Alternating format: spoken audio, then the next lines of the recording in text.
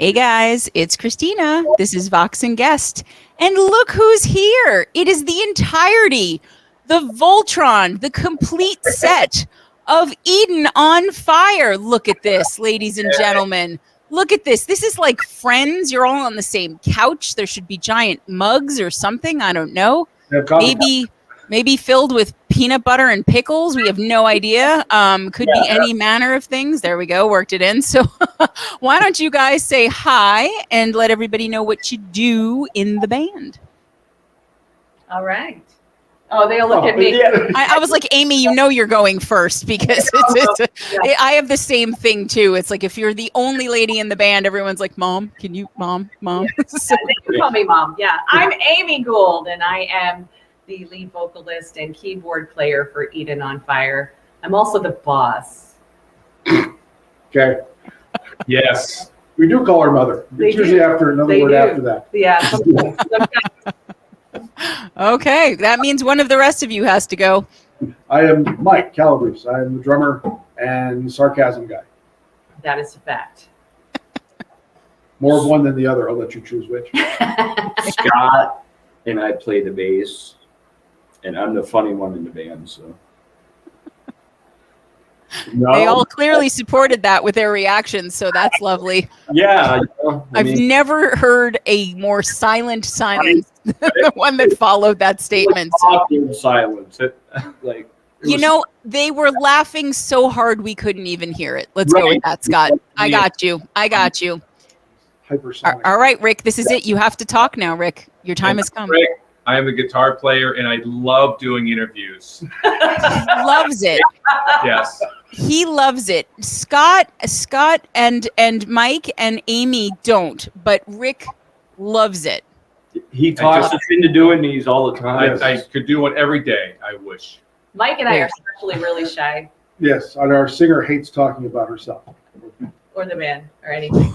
we have to push her to talk about herself. Quite the introvert. Wow. Wow, we're getting the claws out at the beginning here. Holy shit. Okay, you know what? Before this goes too far off the rails and the band breaks up, I have to ask you guys. And I know, Rick, you are a fan of interviews. Love them. Love them to pieces. Couldn't wait for this. And so I'm a little concerned for you because as excited as you are, this is a really intense question that I'm going to start with. I always do this. I feel like, you know what? We got to just rip the Band-Aid off at the beginning. Everyone who has been on this show has been through this gauntlet. Most of them have survived. Oh, good. Yeah. But I feel like, I need to hit the issues that really matter in life. Okay. So I thought long and hard about what I wanted to ask you guys. And I think it has to be this question. Are you all ready? Okay. Yeah. That's not a very hard question. That was easy. Yeah. Wow. Yeah. Okay. I got you. Okay. Here we go. Here it comes. Which is, once and for all, the superior kind of cheese? I'm going sharp cheddar. Ooh, okay. You must give a rationale. Sharp cheddar. I like it. Was that your nickname in high school, or? It's not. No. I'm not going to go into what my nickname was. Okay. But that's my cheese of choice. Okay. All right. That's it. His rationale for thinking it's the best one is that he likes it the most. So good job, Rick. Thank you for defending that answer. All right, come on. Give it to me. Is everyone in agreement on sharp cheddar? It cannot be a four-way tie here. No. All right. Oh. Mike, you got to be Italian with that last name. Are we going with mozzarella? What are we doing?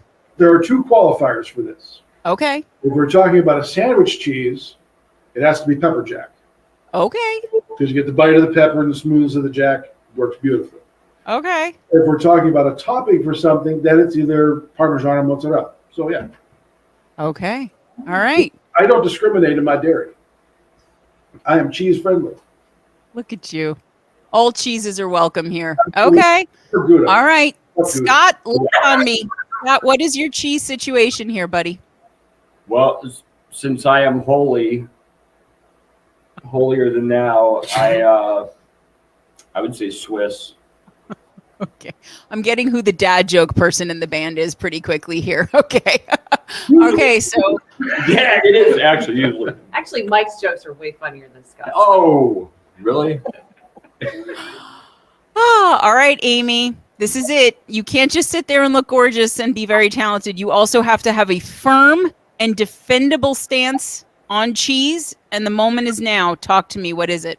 Okay, well, I can't totally disagree with Michael because I liked his choices, but I actually really like a smoky provolone. Ooh, good choice. And I like that it's smoky. Yeah. It's very sultry. It's like That's why. if Eden on Fire were a cheese, perchance it could be a smoky provolone. Right. Nah. That's- Chunky cottage, we're old. Yeah. Large curd. Large curd. Yeah. Ugh. I've got the These curd. these are not great words, chunky and curd. They're really not.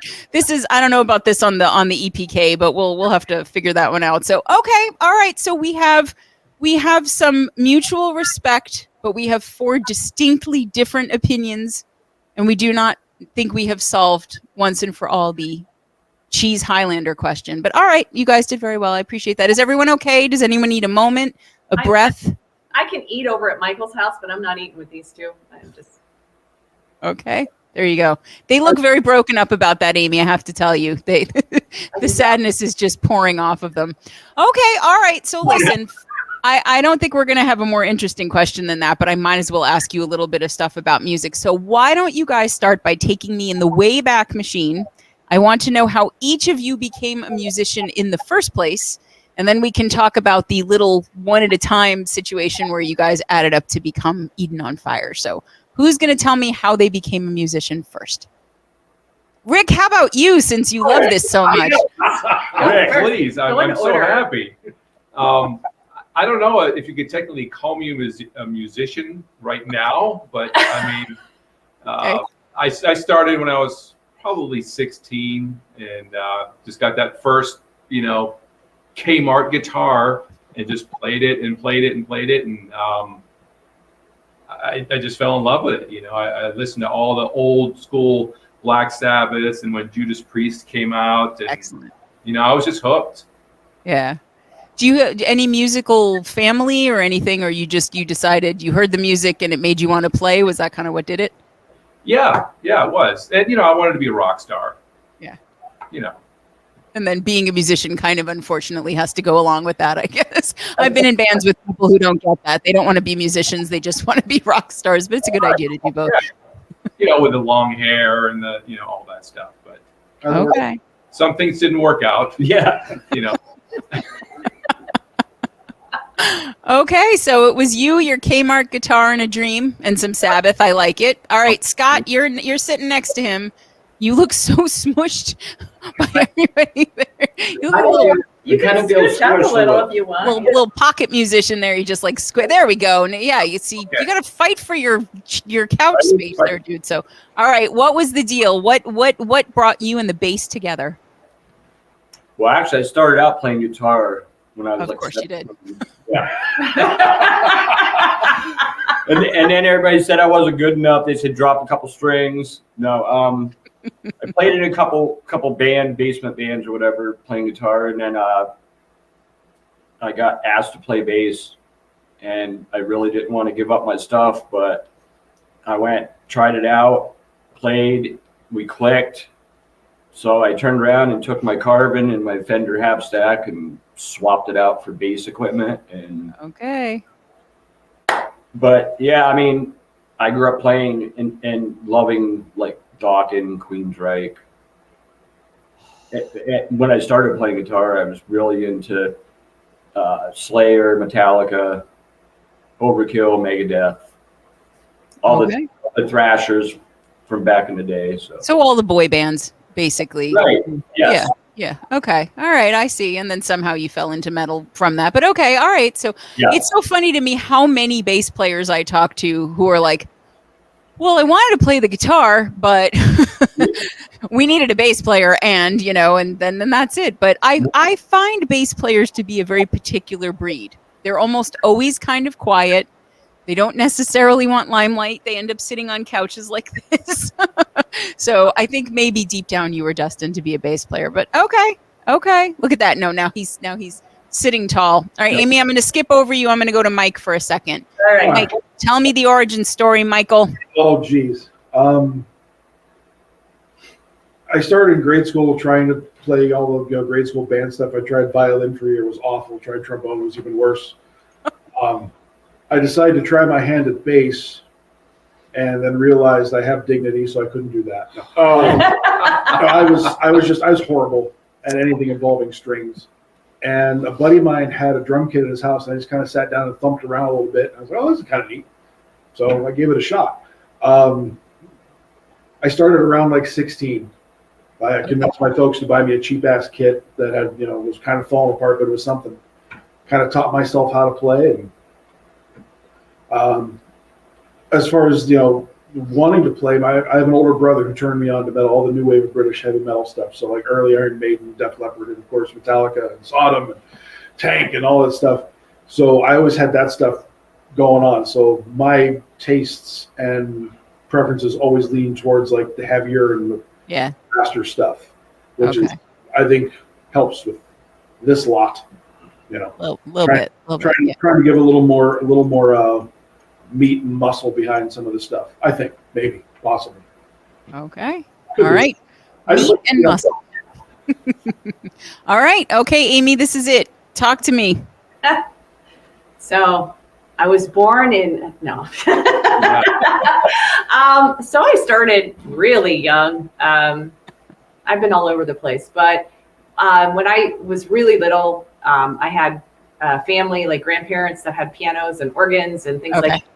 I started, We all have organs. We all have organs. Yeah. Generally, we as humans like to do that kind of thing, but and we won't talk about any specific organs, Michael. Yeah, now that the next thing it comes out of my mouth, he's going to have fun with. I learned to play by ear.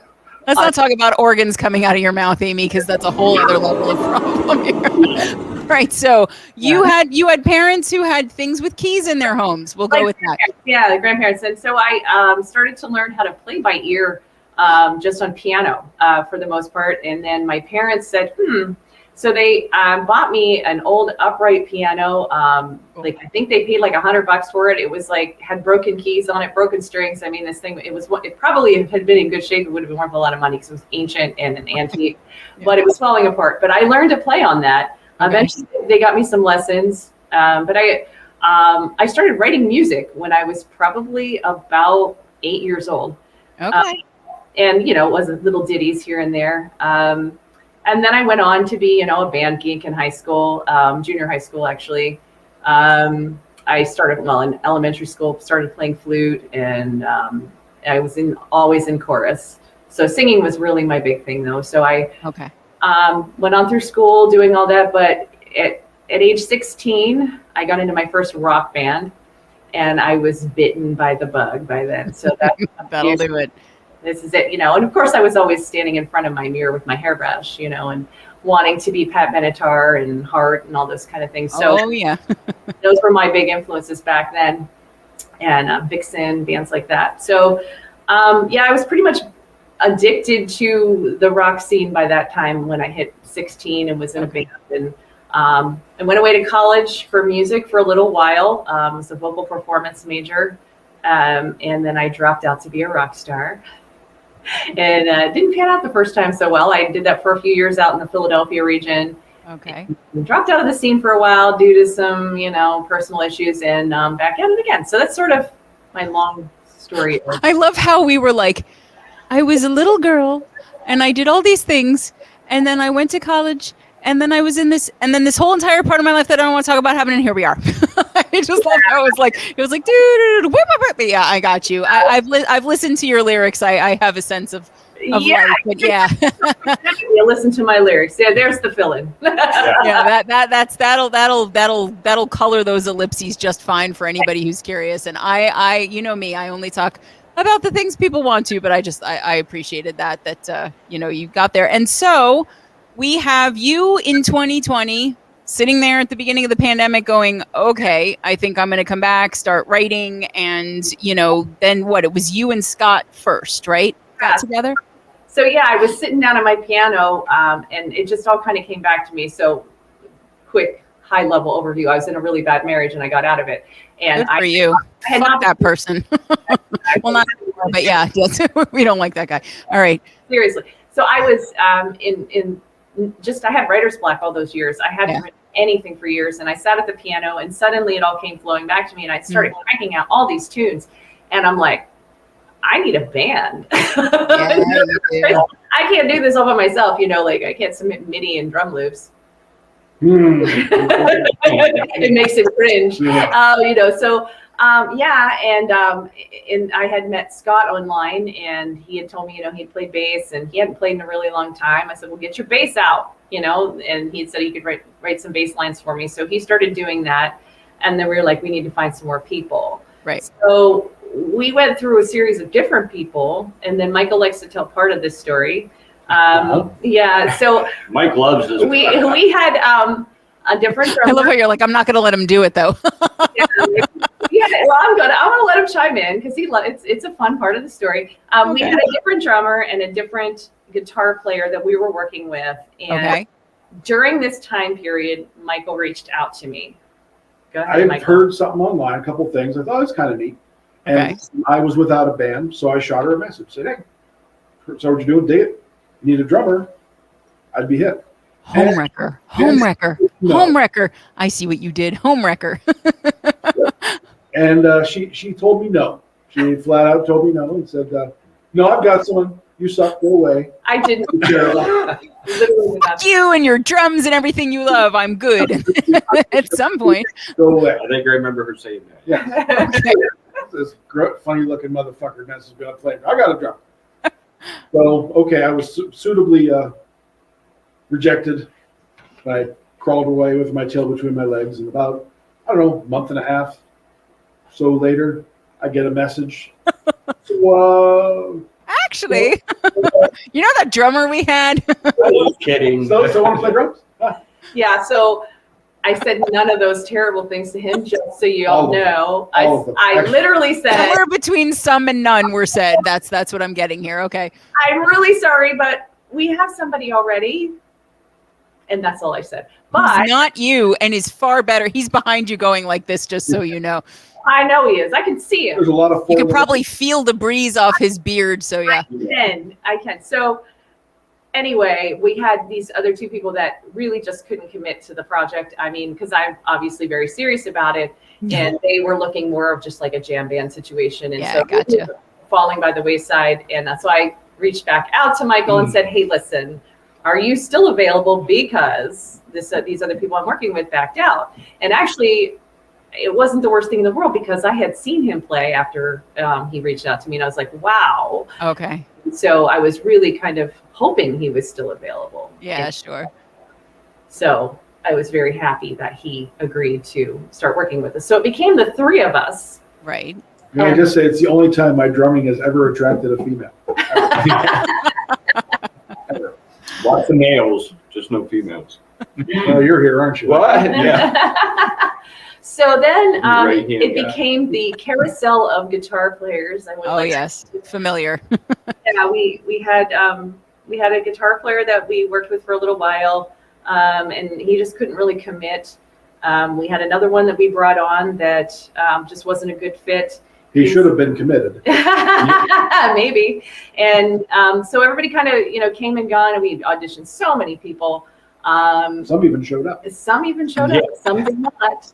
I know how that goes too. Some showed up, and we have fun stories to tell about those auditions. Mm-hmm. Then Rick came along, and I microchipped him, tattooed him with a barcode, and he's never allowed to leave. Well, because the first thing that really drew you to him was his deep and unabiding love of doing interviews. And you knew I needed somebody like that. That's right. You knew you needed an interview powerhouse. And who better? And then right here. Just all right here. Right. Big figurehead. Exactly. Yes, exactly. We needed a spokesperson for the band. So as of 2021, you were complete, correct? Yes. Okay. So this has been a hell of a fucking 2 years for this band because You guys are, I mean, obviously beloved in the indie music community that we traffic in, you and I, Amy. And, you know, the music is obviously speaking for itself. But I think speaking of the music, before we do anything else, because in the chat, everyone is clamoring for the song, we're going to start out by letting the two people who may not have somehow had internet access until just now and haven't yet heard Eden on Fire hear what you guys do, and we're going to let everybody else who already knows and loves and follows and likes and subscribes to you, thank you very much, this fantastic band, we're going to let them hear the newest single, okay? So this was what, out October 13th? Yes, Friday the 13th. Okay, Friday the 13th, so there you go. So tell everybody just a little bit about Broken before we play it, and then we'll come back and say more. So Broken is one of the songs that was written with the full band. I wrote sort of the bass line of that song all on piano and brought it to the band. A lot of the songs that we do, I pre-wrote again and brought them in. Am I going to have to separate you two? Probably are going to have to, because they're just going to talk over me. Ms. Gold, I think you need to get these students in check. I know your experience with that. Shh. Mom is talking. You two. So anyway, so you had written the bass line on the keys first, and then on the piano, and brought it in and said, okay. And if you were just to hear it on the piano, it doesn't sound like a heavy tune. So I brought it to the guys and I said, here's this song, and they're kind of looking at me like, okay. And I'm like, I want it to be heavy, and they're looking at me like, heavy, and I'm like, no, we need to make this song heavy. It needs to be heavy. So it became a progression of getting heavier and heavier. And there's actually a part in the song that's just this, where we go this jump, jump, jump. And they were just goofing around one day at rehearsal, messing around, and did that. And I was like, oh yeah. And they were like, wait, what? We're just screwing around. I'm like, no, it stays. That's what I want. Yeah. Yeah. So, I'm really happy how it turned out. And the theme of the song obviously is about somebody letting somebody down. It's about, thinking something was something and finding out maybe it wasn't. And, so it kind of speaks all those ellipses, Amy. Yes, we. All right. So listen, guys, sit back, relax, enjoy. You're going to love this if you haven't already heard it. This is the newest single by Eden on Fire. This is Broken.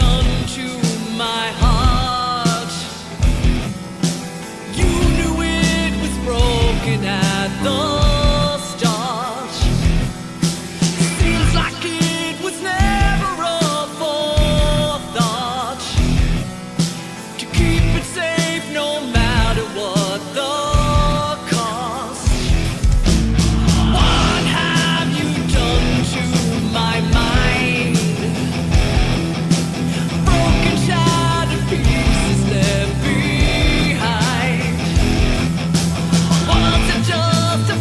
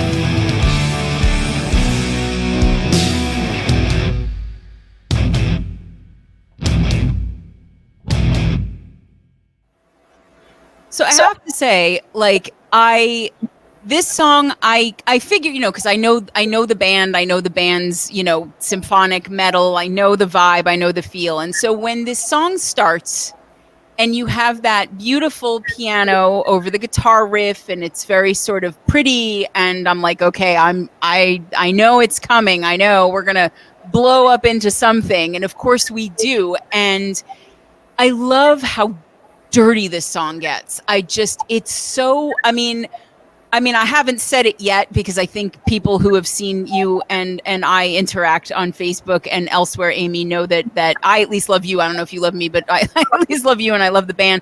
And I'm a huge fan. And I love the fact that this is a kick-ass fucking metal band fronted by a kick-ass fucking chick and all of that. But there's something about this particular song, and I think maybe it's some of the chord choices that you guys made, which are not expected, which I love. You know, there are places I thought maybe you were going to go here and you went here, and I was here for it. But I mean, this song as the kids say, the song is a banger. So I was so excited that it was coming out so soon to when you guys were coming on, because I love anything that has the bones of a fucking fantastic, like, hair metal ballad kind of thing. And I say hair metal in the best way because I love that shit. But then has all these layers and all this complexity. So when you guys were in this process of, okay, Amy comes to us with piano riff and we're thinking, okay, wait, you want this to be heavy, how, what? So the three of you, the men, talk to me about this process of going from, okay, here's Amy's riff, this is where we're starting. How did you heavify Broken together? So if you listen to the piano part, it starts with that do do do do da do do do do do. There's that 2-beat pulse at the beginning. Yep. And that's what we latched onto. That's the meat of all the verses. Yeah. It's that 2-note pulse. And then I blatantly ripped off nu metal. It is an absolute homage to Last Resort from Papa Roach. Okay. I'm feeling everything. That's exactly where I ripped it off from, but it fits. And it's that right. One part of that main riff, yeah, I hear you, but yeah, okay. Just have to do that. Yep. And that's Yeah. the staccato burst like that. That's what grabs you. And we just kind of started building around that. And to give it to have the guitar not be a constant thing. It doesn't have to constantly play. I understand that, but it works here. It works here. To get it just to hit those accents, along with Scott and myself, to give it the verses that feel. That driving kind of, yeah. And we hadn't done anything like that before. Yeah, no. And that's kind of a thing that at least I try to push us for with all of our songs, to make them sound like, it's the same band. Yep. But it's not, every song isn't cookie cutter. Right. This is your meat and muscle, I assume. Something like that. Okay. I don't recall the construction of the chorus, how that came about. I just want to just shower love on the verse and everything. I love that, just that nice broken up thing and just make this. Well, the very beginning of it too, Rick actually rewrote, because the verse line, I had the riff down, and then he came up with the guitar part with these different chords. Mm-hmm. And he was trying to scrap my piano riff, and I was like, no, that's not happening. Yeah, that never works, by the way. It never works.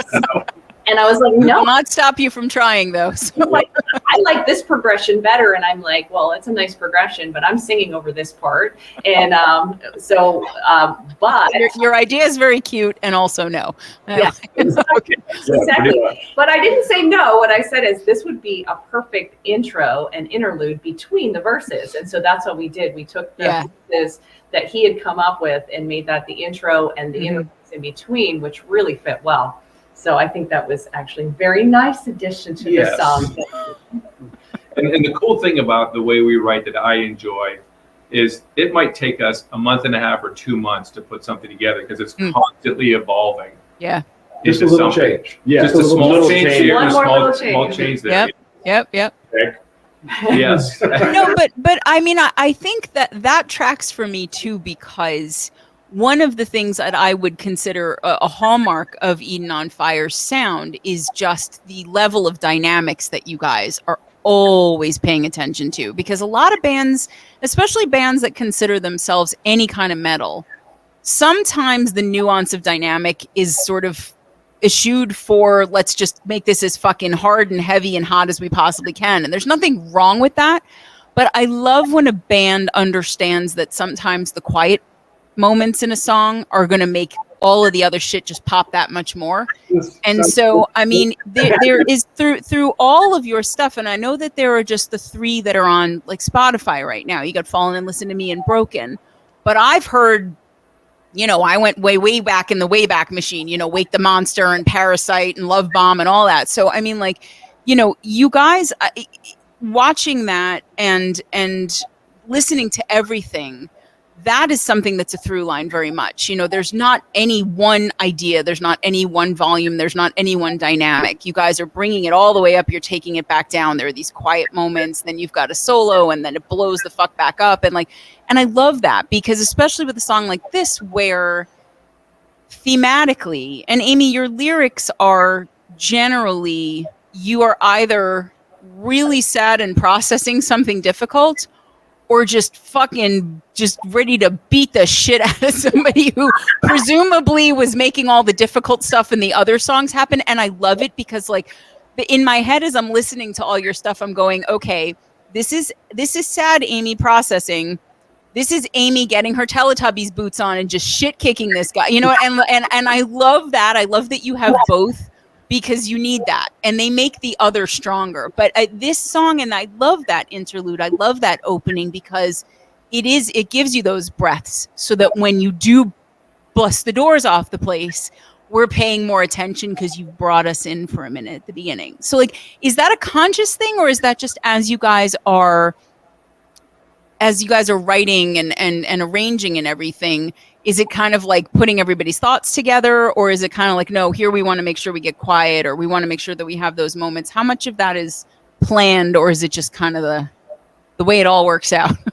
Well, Michael's very famous for bringing some of that quiet time in, which is kind of ironic, being the drummer. The drummer, yeah. Michael is wonderful at arranging. So, you know, he'll tell you he doesn't know any notes, but he's really good at arranging things. So lots of times we'll put stuff together and he comes up with great ideas for switching things around and putting things together. But I would say, from my perspective, when we're writing, things just kind of fall into place for us a lot of times. We're all constantly giving input and coming up with different ideas. And, you know, lots of times we play banter, you know, with like, you know, sad face that we didn't get our part in the song or something, or that Amy won't let them put their part in the song. Rick. Yes. I do make sacrifices occasionally. You know, so like, I do it because I love you, and also because you're wrong. Right. Yeah, exactly. So, but I don't know. I feel like we really write very well as a team, and I think that's why you see all those different nuances, because we're all giving almost equal input a lot of times on the songs. And Mike does push us to really think about what we're doing. Right. It's been since day one, since the first day I met Amy and Scott and talked about things. Like I said, I grew up listening to all that heavy stuff, but the bands I really love now is stuff like Trans-Siberian Orchestra, Sabotage, music. I would say it does this. Exactly. That you saw my hand going, yeah, I'm right there with you. Yeah. In corners, it's not constant. And I think I've said that to every band I've ever jammed with, and no one has really taken it to heart as much as these folks have. Yeah. I mean, you think about the first song we released. There's no instrument other than piano for like the first half of the song. Right.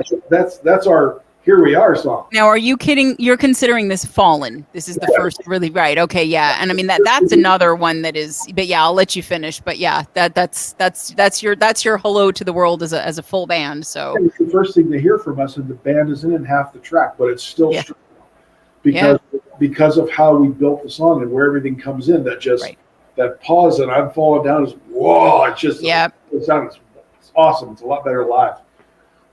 So we've made it a point to not just have a song do this. There's moments of that for sure, but Well, yeah, you don't want it to be so all over the place that there's no hook, there's nowhere for the ear to settle, but you don't want it to be static either. So yeah, because just sit back. At least for the drum aspect, if I just sit back and play the same thing over and over and over for a whole song, I'd be bored to hell. It's got to be interesting, but not so much that we're playing distracting. To hear it. There's interesting to musicians, and then there's interesting to everyone else. Yeah. And the Venn diagram of those are like boobs. They're just not.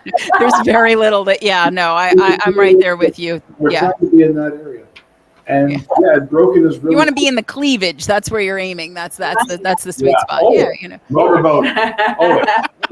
You're just motorboating the dynamics. I like it. This is the weirdest fucking metaphor, but I am here for it.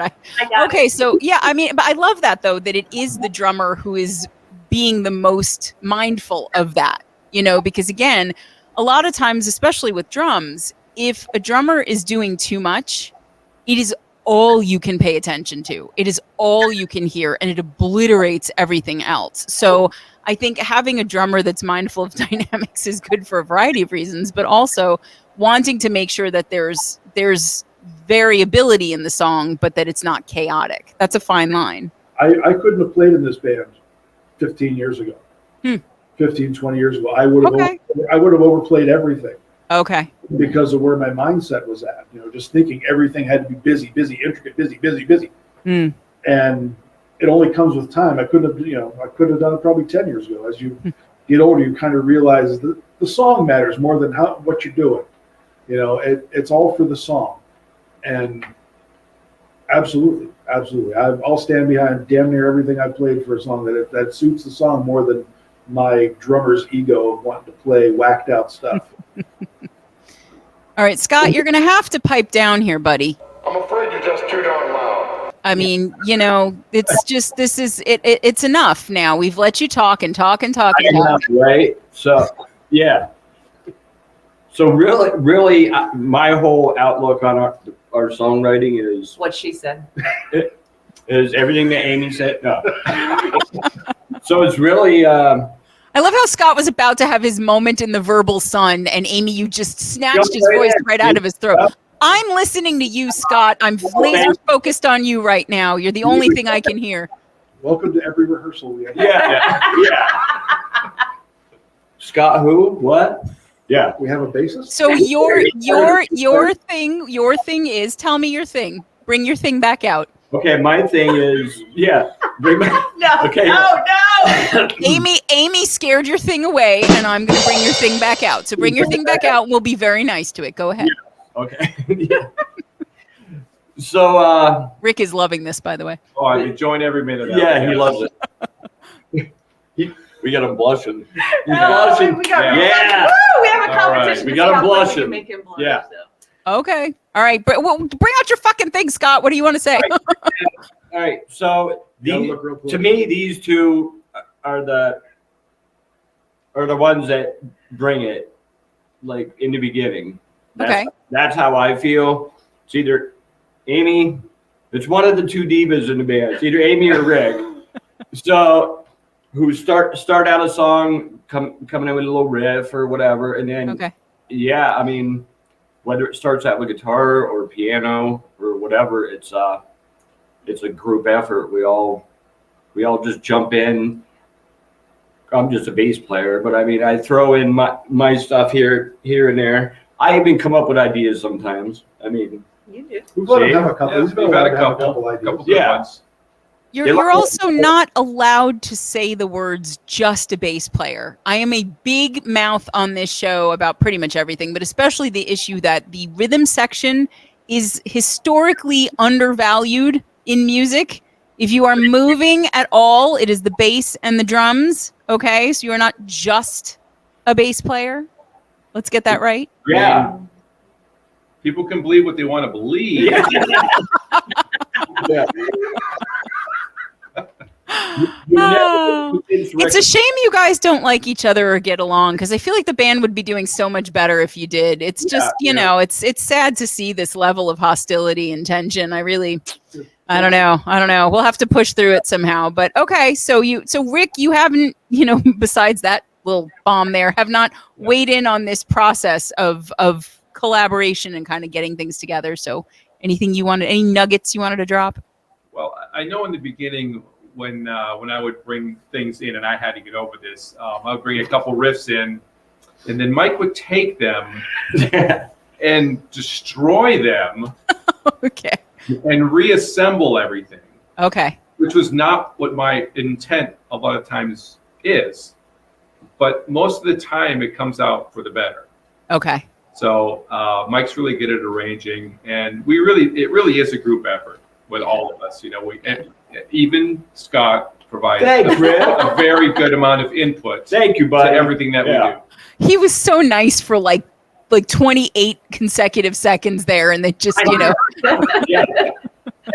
But no, I mean, I think what I gather from you guys is that, and it's from both the music and just from the way that the band operates, because I have people on the show who consider themselves more hobbyists than anything else, and that's a self-assessment. And then I have people who, definitely are in it. They want to get their music out there, but they're not really, ambitious on a level of, more than let's get the community to hear it. Let's get people to hear it. Let's see if people like it. And then I've talked to bands like Sepsis, like, Michael Bate, and he got me saying his name wrong.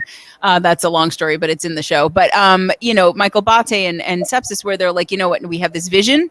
We know what we want. We know what we're going for. And I definitely get the sense, especially from you, Amy, but from all of you really, that this is not a hobby, certainly. And I think even just putting the band together, you were alluding to that, or even outright saying it at points that, you needed people who were going to fucking hang. You needed people who were committed to it, who had the drive and knew what you were going to do with this. And I think that, the fact that you have come together as, I was going to say 4 strong personalities, but I'm going to say maybe 3 and Scott.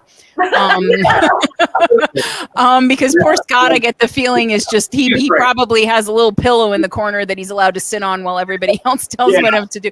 Right. But so 3 strong personalities in Scott, but that you've managed to make this still a collaboration, because it could so easily, with the combination of talent and ambition and opinion, or perspective, if we want to call it that, it could be a shit show, right? It could be an absolute just mess and fighting and whatever. And I get the familial, snipping, whatever thing that you guys are doing, but clearly you all love each other. But like, is that something that, because you said, Rick, and you also said, Mike, in your own way, like, both of you have kind of mentioned the idea of like, well, I had this idea and then it became something other. And like, it sounds like you're more interested in A, the service of the song, as you said, Mike, and B, just the overall trajectory of the band and what you want it to be than your particular parts. But how hard is that, at least, especially at the beginning, to go, whoa, okay, like I had this riff, or I had this drum part, or I had this,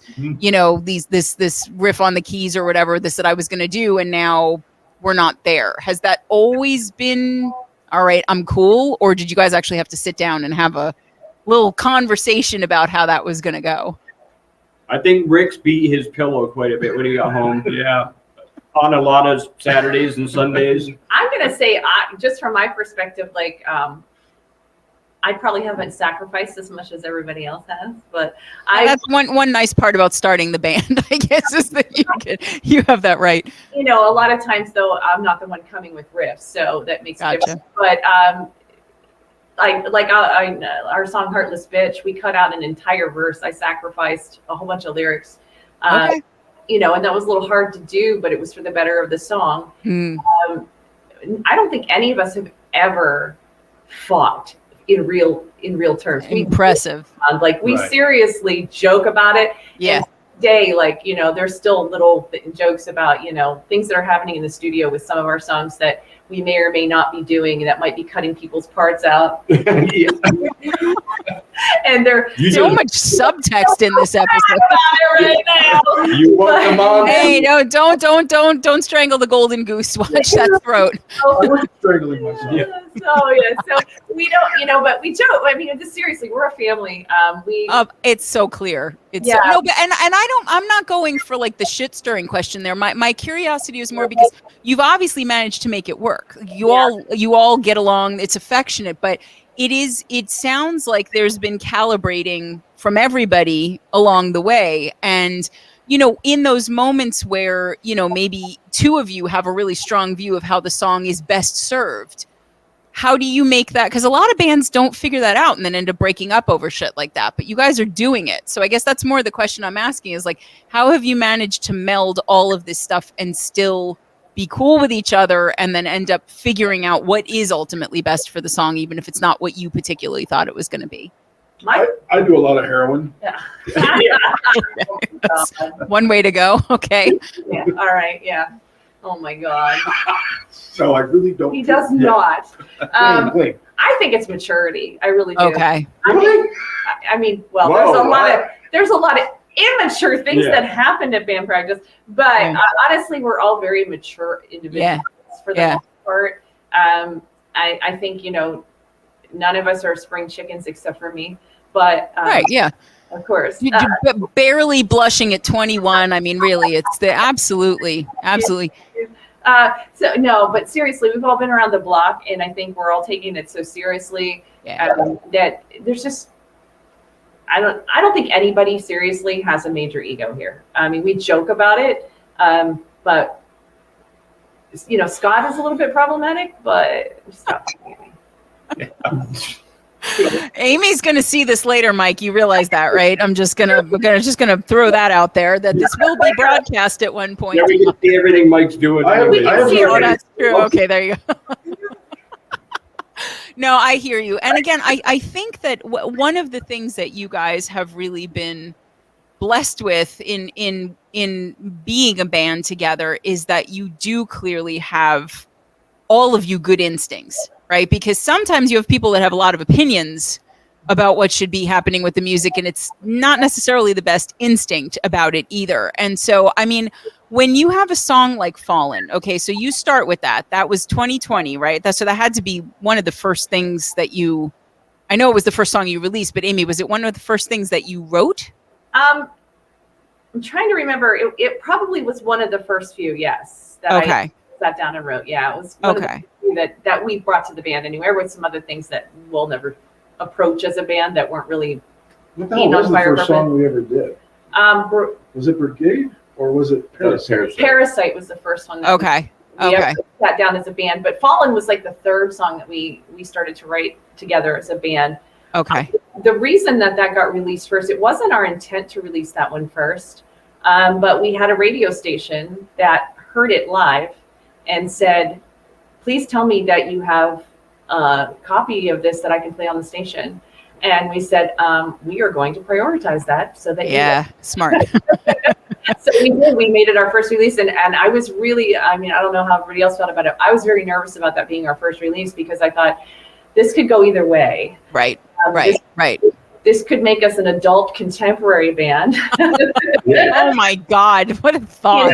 Or people are going to be like, oh wow, so I didn't really know what would happen. I hear you because again, I'm sure everybody watching has heard it, and if you haven't, you're going to go listen to it as soon as this interview is over. I know, but like that is a song where you are taking a risk because it does not start the way it finishes at all. And so, when you have this TikTok generation with zero attention span, and you're hoping that people are going to stick in long enough to hear the song open up, right? It is a risk. But I mean, look, let's also be real about what you're bringing at the beginning of that song. First of all, Amy, you have a tremendous voice, which I know you already know, but I mean, it's so funny to me that you mentioned Pat Benatar and Ann Wilson at the beginning, because I'm hearing Pat Benatar mainly, but also like Bonnie Tyler and like all these big vocals and like just, so you've got this voice, which is already distinctive because your timbre is very specific.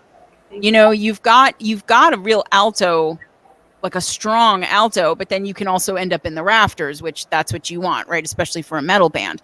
So you've got the voice hooking you in. And then the keys, I think anytime you have something like that where, you know, it's sort of, it's softer and it's quieter, but there's tension in that opening. It's not, it's pretty, but it's not like, oh, it's not adult content. Oh my God. Like it's like, I mean, I don't know. It would be like you coming out dressed like Mr. Rogers, Amy. Like I can't even picture it, you know, like, it doesn't make any sense to me. Or, you know, or Miss Gold, I guess I have kind of seen you in that Sandy from Grease vibe thing. We'll get to that. But like, no, but I mean, like it is a trust thing, right? To say, okay, it's got to help though, having a radio station say, we want to play this though, because they know what people are listening to and what they're not. So they're not going to pull something. But I do know you guys also change things up when you play them live. Right. So was the live version that the radio station heard pretty similar to what we end up hearing on Spotify, or? Oh, yeah. Very, very I think similar. so. I mean, there's more backup vocals and things like that happen on the recorded version. But for the most part, yeah, it's the same. Yeah, there is a huge difference between what's recorded and what we do live. Oh, yeah.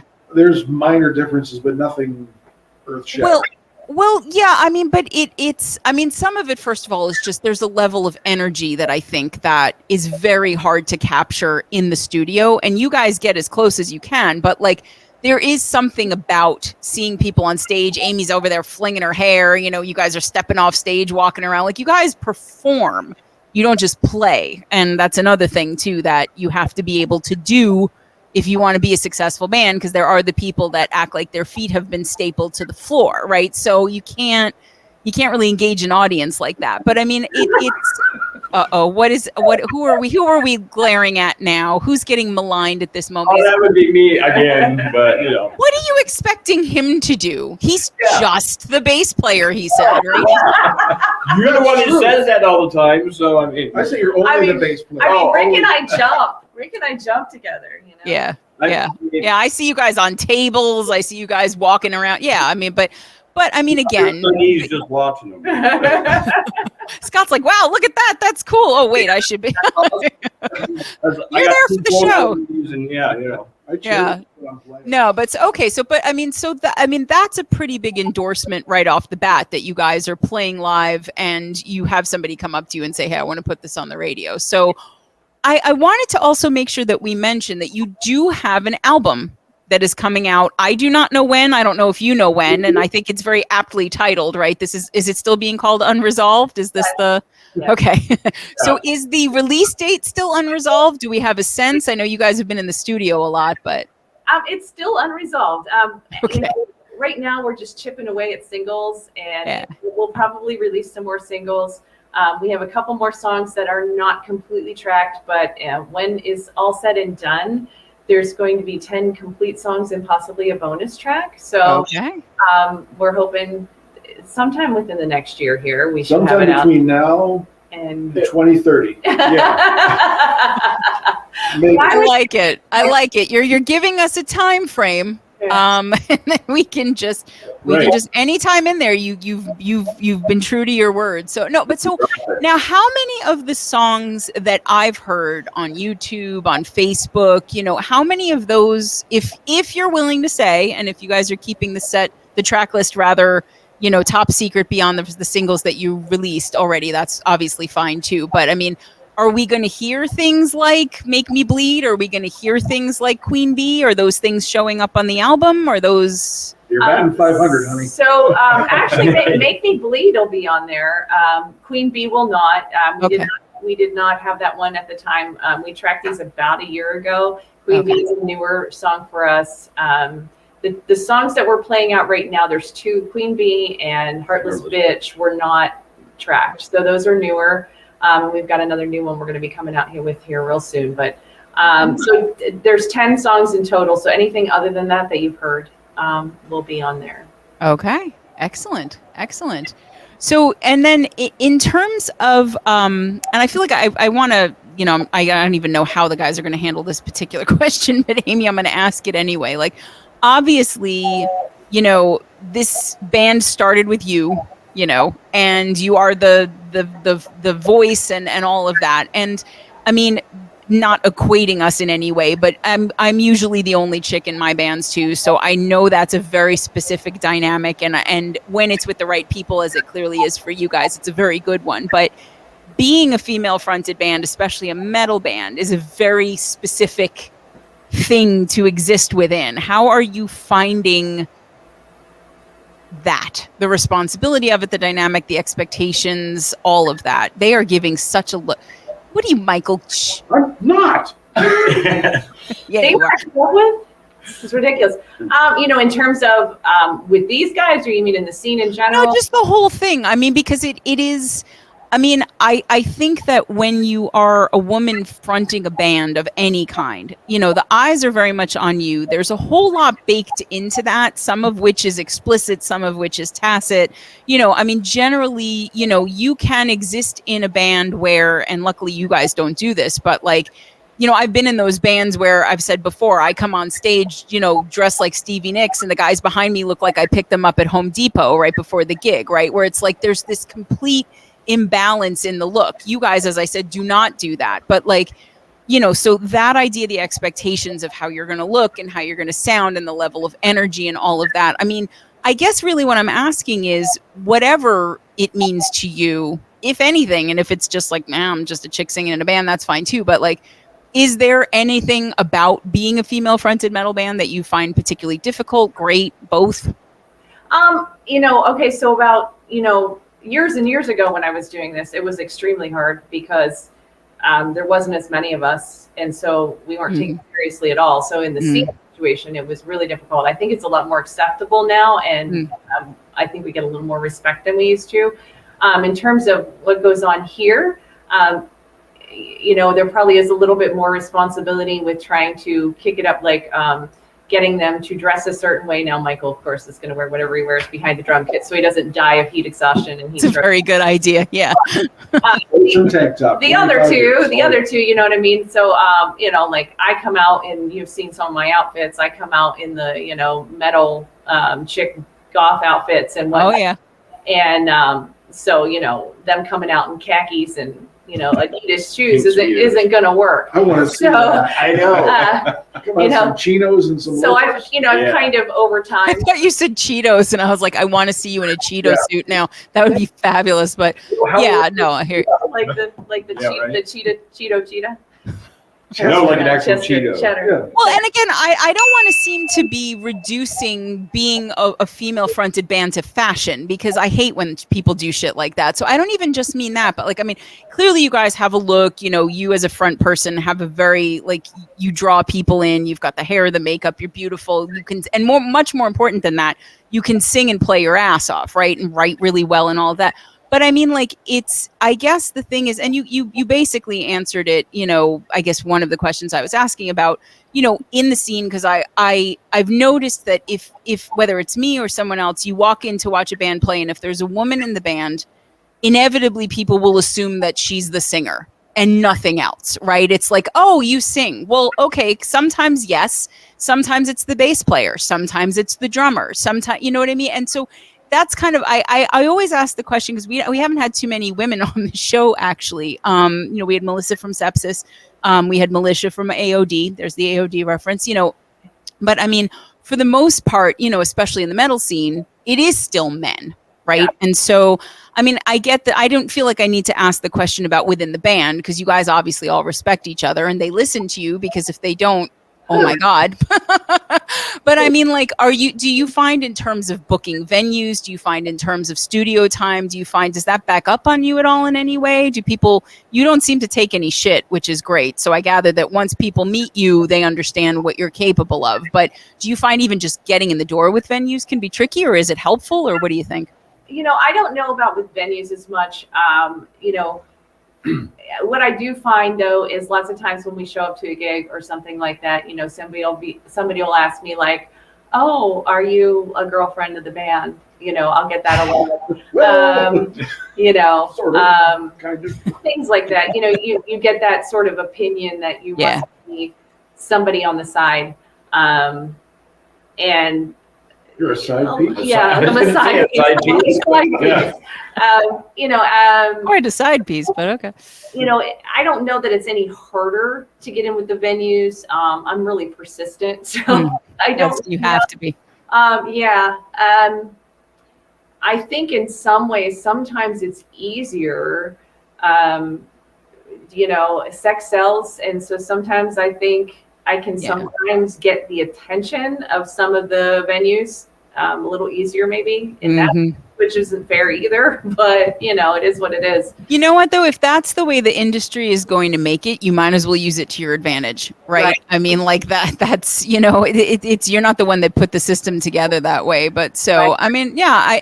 I think I love the fact that you are equal in the band, but Amy, you do clearly have to step out front a lot. Were you always this confident as a performer, or is this newer? I've been performing for so many years. I don't know when that actually happened. Okay. Even when I took time off from rock music, I was performing in classical music. I was doing community theater. Theater, yeah. Always been on a stage in some form or another. So, but that doesn't always mean you've been confident in it, though. Yeah, but I'm just trying to think of when it happened. I have also done a lot of public speaking in jobs that I've had. So I've kind of always sort of felt at home in front of people and on stage and stuff. So, probably in my, I'd say probably in my 30s or so, I started to feel that way. I'm dating myself now. But yeah, I think too, partly it's that I also manage the band, so I'm out front a lot more because of that. Yeah. But yeah, I don't know. I just when I step on stage, I feel at home, so that's sort of my thing. Yeah.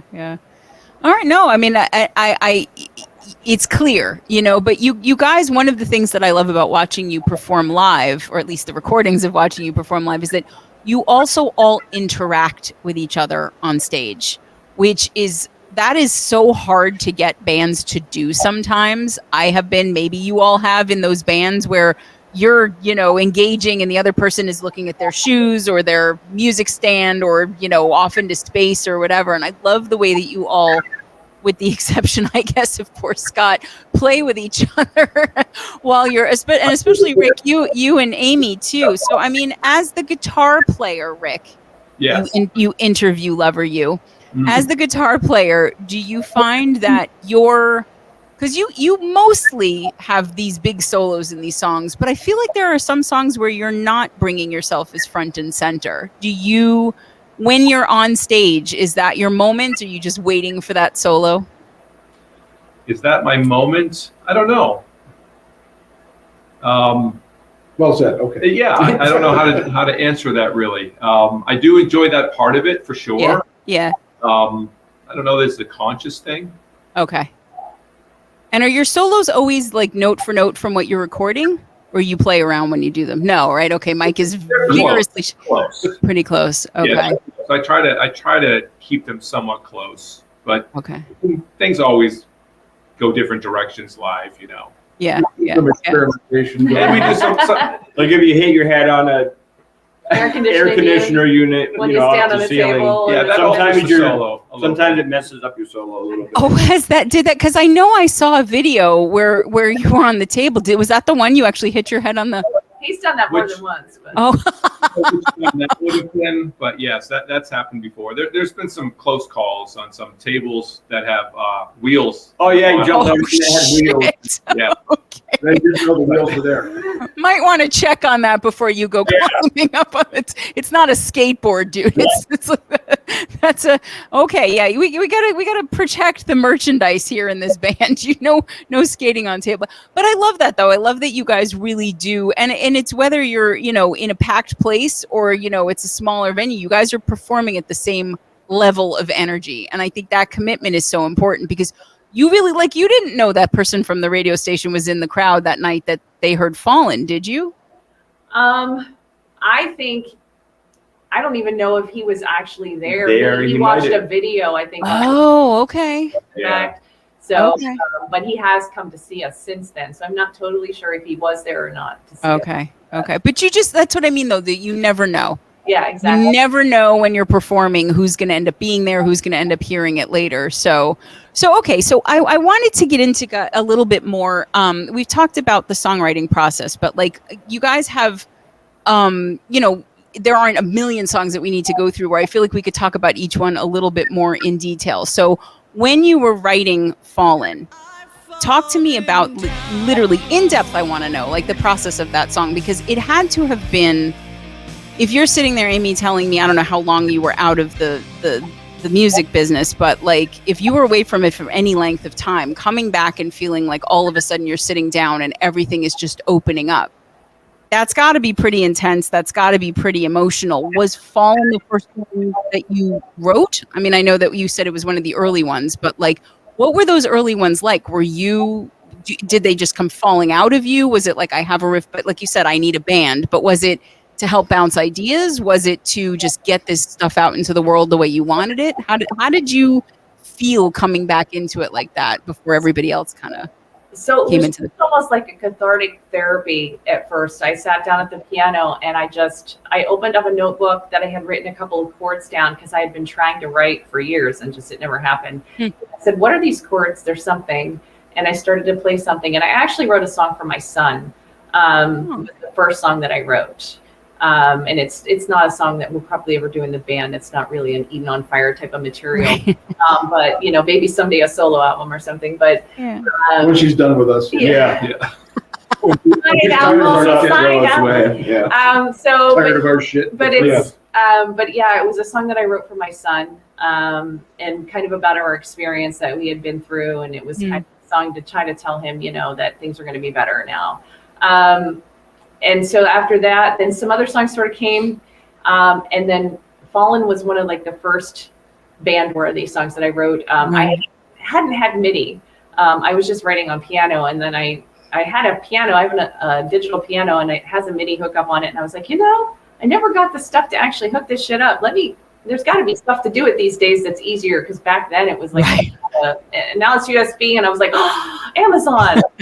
So I hooked it all up, and I was like, oh, the clouds parted, and I had all these instruments. And so I wrote Fallen, but as I was writing Fallen, I don't know, like, I'm not like particularly super religious or anything, but like, I feel like some divinity happened when I wrote that song, because I look back and I think to myself, did I write that? Because, oh my God, like, I don't know how I wrote that. It's like, I don't feel like my piano skills were that great, and I wrote something that is much better than I thought I could do.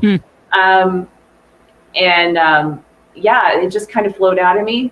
And the song is obviously about a really dark time. So it's a pretty song, but it's a very dark song. Oh yeah. So I was in a very abusive relationship, just to kind of give it a high level overview. And so it was about not being able to escape that. And I had to actually tell my mother, when I wrote the song, to know that when she listened to it, please know that I'm not in this place now. This is a look back on where I was, not where I'm at now. Losing her mind. She thought I was back there again. So, so that's how that kind of came to be. And then some more songs came along after that, and more like Brigade is one, if you've heard that. And and those were songs that I wrote before the band. A couple more, and then I was like, all this stuff. I've got like, I can't self-produce these. You know what I mean? I can't send these to a record label and say, here's my MIDI. I'm starting a whole new sound, guys. We're bringing the MIDI songs back. Yeah. So, I mean, everything else was okay. My bass lines were really not all that great, but, the drums and the bass were pretty lacking, and my guitar skills aren't really good on a keyboard. Are you talking about the ones that I did with you? Yeah, no. Wow. The ones I did on MIDI. I was like, wait a minute. What's going on? So that's the drum she did on MIDI. Yeah. Scott, don't worry, honey. They're going to insult you enough. You don't have to go looking for it in things. He's so used to it, though. We're playing. So I'm behaving for sure. But I mean, but Amy, that's that's tremendous. First of all, I'm so happy that you're out of that. I'm happy that you're out of that situation. I'm happy that you're out of that. Happy is a stupid word for it. I'm relieved for you. I empathize with you more than you may know, and I think that it's to take a song like that where it is fallen, it is so beautiful. Even when it opens up, it still is, right? It's hard as shit, but like it's still. But those lyrics just punch you in the throat. Like, and one of the things that I was so happy about is that, guys, when you go on Spotify and you listen, there are lyrics for all of the songs. Okay. So you can hear them clear as day anyway, but you can actually sit with them for a bit. And I mean, this idea of, like, it's even the refrain, I'm falling.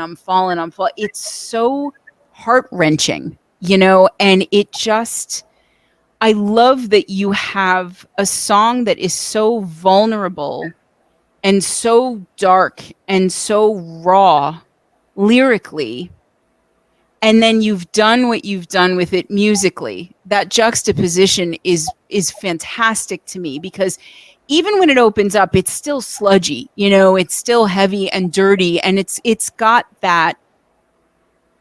There's something, and it's so funny because I wish I had a better vocabulary around metal, but I really only really started listening to it intently maybe 7-8 months ago when I started meeting the community.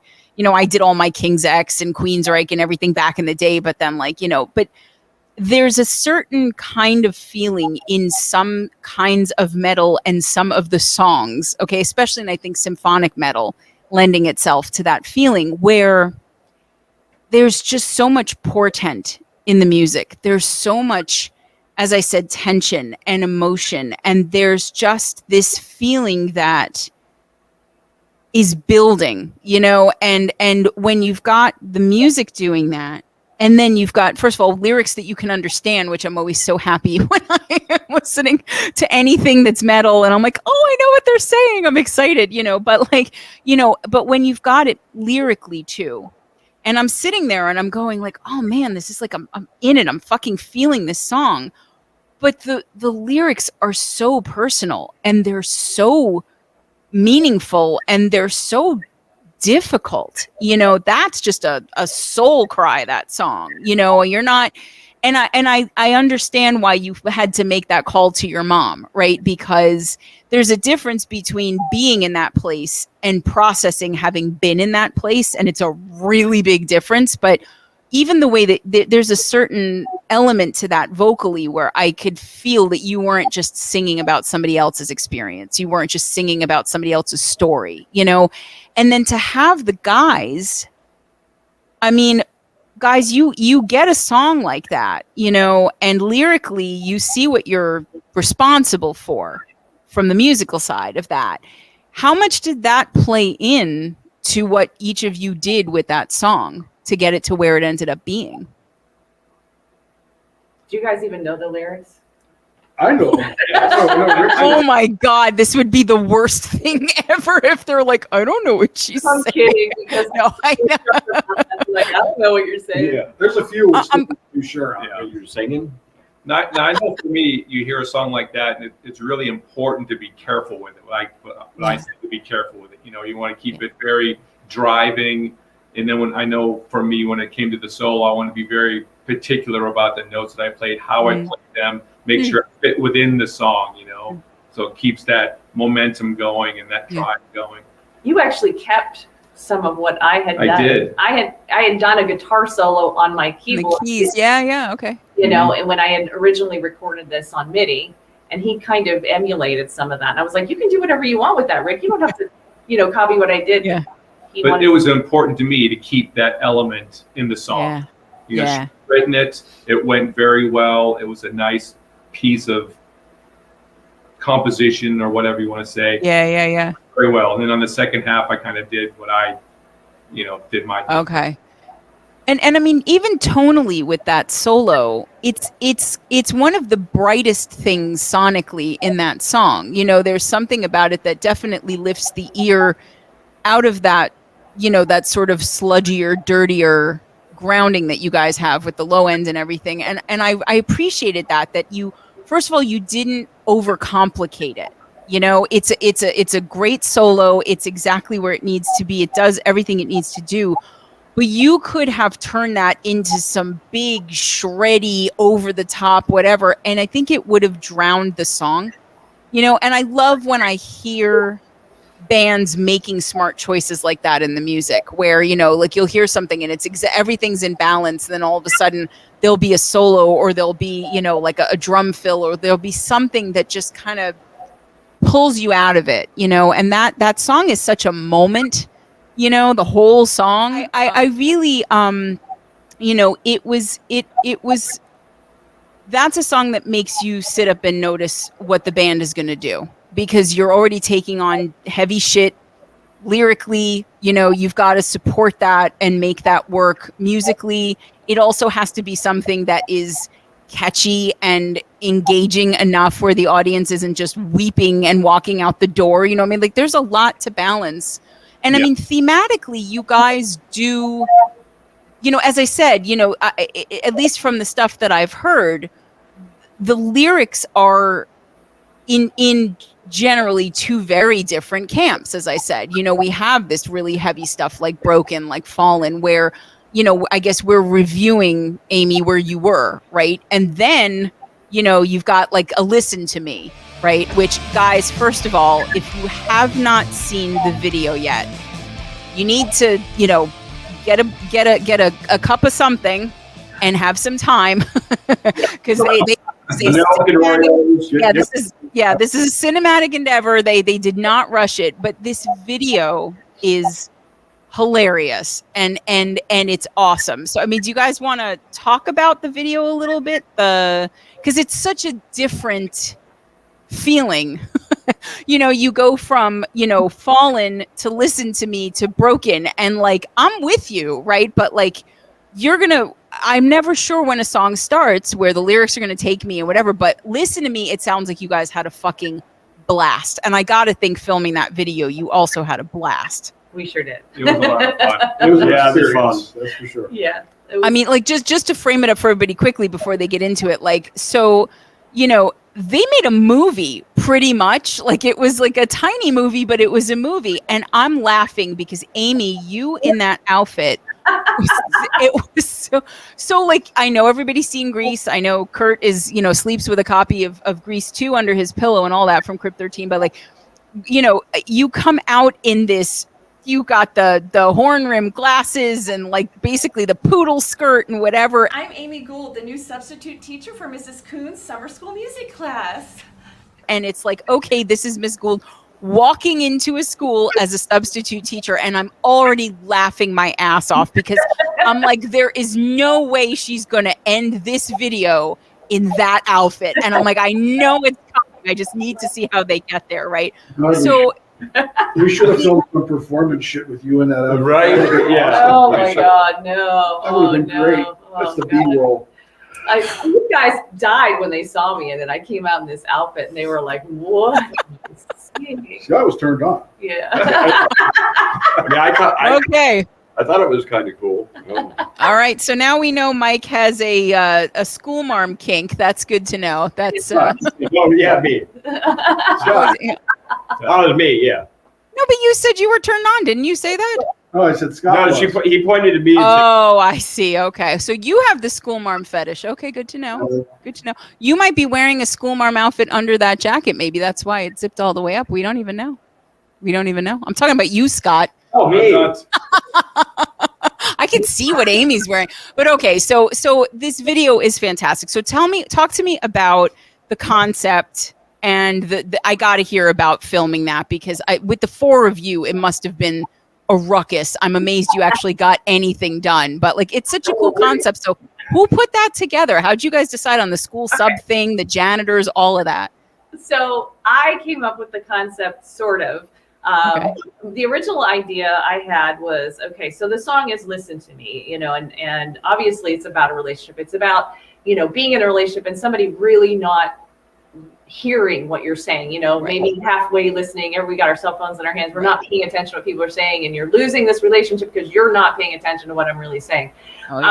So that's really the premise of the song. But I thought, you know, as in typical 80s style videos, which I love, and I miss those days. I'm tired of all the videos. Like, I mean, everybody does great videos, but they all seem to have the same sort of premise these days, you know, where we sort of in the warehouse or they're at the railroad tracks or in the woods and stuff. And I wanted something different. I'm like, I want to go back to that old school feel. I want a story. So I thought, well, listen to me. What better way to portray that than a bunch of rowdy students that won't listen to their teacher? And so originally my idea was to make these doofuses my students. Okay. And then, you know, but then everybody's like, oh, hot for teacher. And I'm like, well, no, I don't want to go that route. You know, I want to be rowdy kids and me be a doofy looking teacher like I was. And then at some point I would switch over to the rock star kind of look. But I had no idea how to go about any of this. But I have some teacher friends. So I reached out to my teacher friend who was just wonderful about it. And I said, hey, what are the odds that we would be able to use your classroom for something like this? Of school. And she was like, I think that's a fabulous idea. Let me check.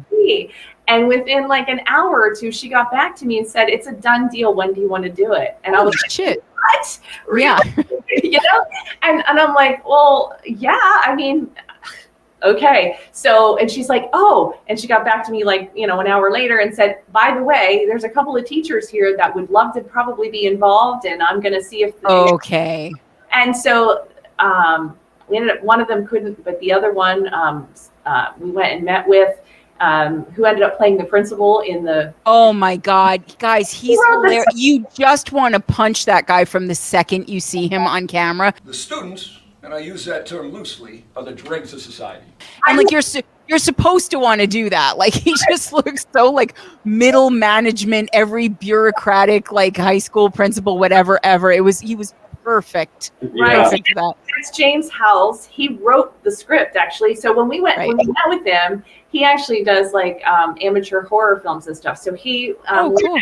And I didn't have any idea he was going to do this, but he had written a full script with the dialogue and everything for us. And so he had rearranged it to be different, where these guys were janitors, and then we would have actual real children in the middle school actually in the video. And of course, we didn't know if we were going to be able to get kids. We had just had no idea how it was going to work. It was like last minute before we even knew there was going to be. Whether we had we kids didn't know how many kids were going to be there, and then we had to find the videographer, and we nailed down this really talented kid, Lone Saab. He goes by here in Erie.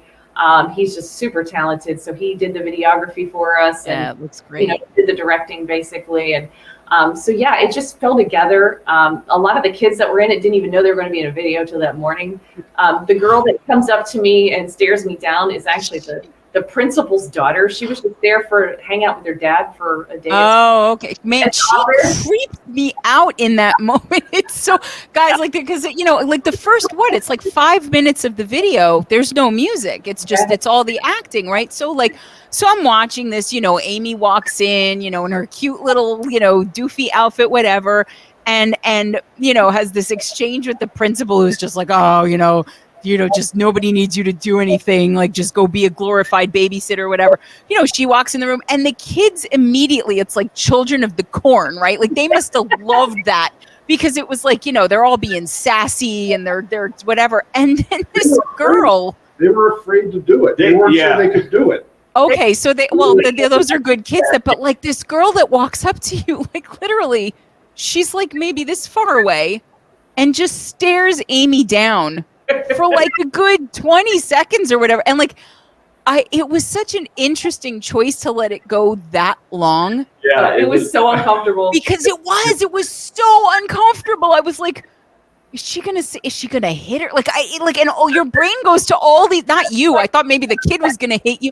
Like your brain goes to all these places. So it really, it almost reminded me of the part of Thriller.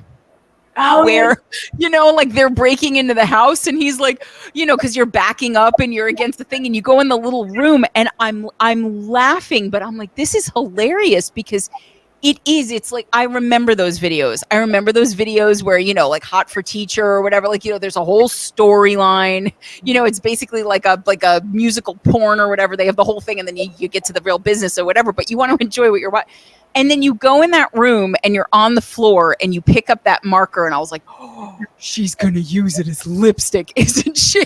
I was like, and that's when all the music comes in. Guys, you have to watch it. I asked them maybe about playing it, and it's fair point that it is almost 15 minutes long or whatever. Not that we, wouldn't have done it, but like you have to watch it because it's. And then before we even get to any of that, you three in the janitor's outfits, right? Okay, like who decided to call you Frank? Mike, was that you, or what? Was you borrowing somebody else's thing, or what? Well, that was just I think it was Jim's idea. I think if you look at our Jim names, came up with the name. we have, what was it, Edwin, Otto, and Frank? Yeah. And the initials are EOF. Right. Okay.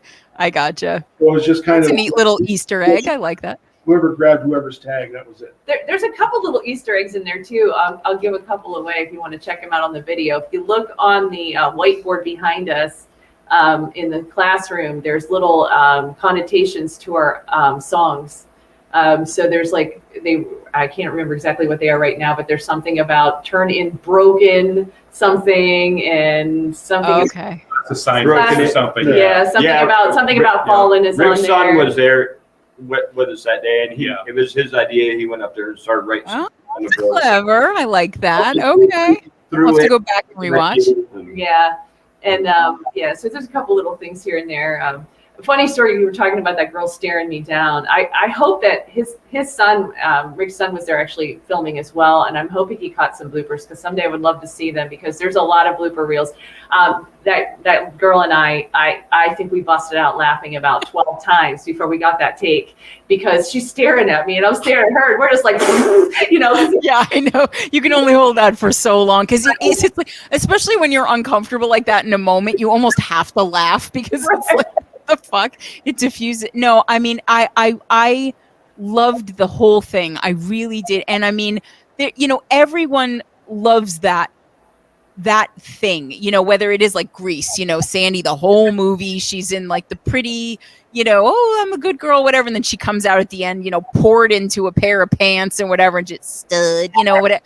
And I loved all the throwbacks of it or whatever. But like, you guys, I think one of my favorite moments is when you drag the three of them into the room and they're playing like the mops.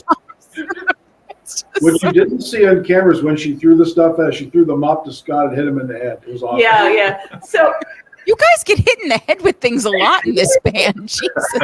He was looking at Rick when I threw it, and it smacked him in the head.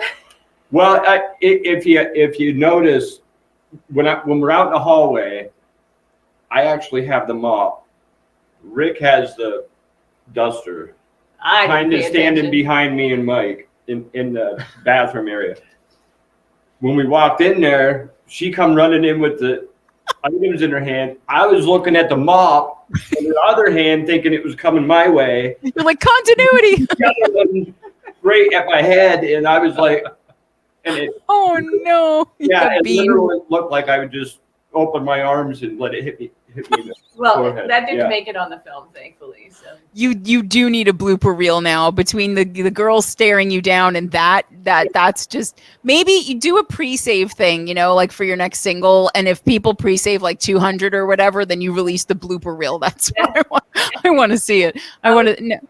Yeah, I'm hoping we have some good bloopers. We would have got more of the hallway surfing the trash can. Yeah. I was going to say, I think, there was a bunch of that going on too. So. And Rick laying on the trash can with wheels, and I was pushing around the hallways. Yeah, we got a little bit of that on there. Yeah. It wasn't have it when she was in the classroom trying to talk. Wouldn't have us go by. You just saw in the background go by the doorway. Yeah, it was fun, and the kids were a blast. We were saying that they were like afraid to insult me at first. Like they had those lines that they had to say. Yeah. And a couple of them were like, "I can't say that to her. That's mean." I'm like, "Come on, kids, be mean to me." Like pretend I'm like the meanest, awfulest teacher you ever had, and you just want to tell me off. And one of the kids said, "Yeah, remember our kindergarten teacher?" And I was like, "Sure." I love how you had to tap into their trauma to get the performance. Yeah. Oh man. No, I love that too, because you guys, the music is serious, right? Like, I mean, Eden on Fire, you're not doing cutesy smoking in the boys' room kind of music. Like you are making heavy, especially as we've been saying, lyrically, whether it's like the you know, like grieving, processing, like sad, difficult side, or like the fuck you, I'm over this, and you know, here I am, and you're gonna fucking listen, whatever side of it, it's heavy. And so the fact that you have a video that has a sense of humor like that, it's so smart in so many ways, because it really, in a way, it's kind of like what I was talking about with dynamics in the songs. You know, you start that off, it's fun, it's funny, it's light, everybody's with you. Anybody who saw those videos back in the day where it did have that storyline, and all of a sudden the thing comes in, they're already engaged. But then with anything, you have to then have the goods, right? Like, you could make a funny video like that, but if the song started to play and then it sucked,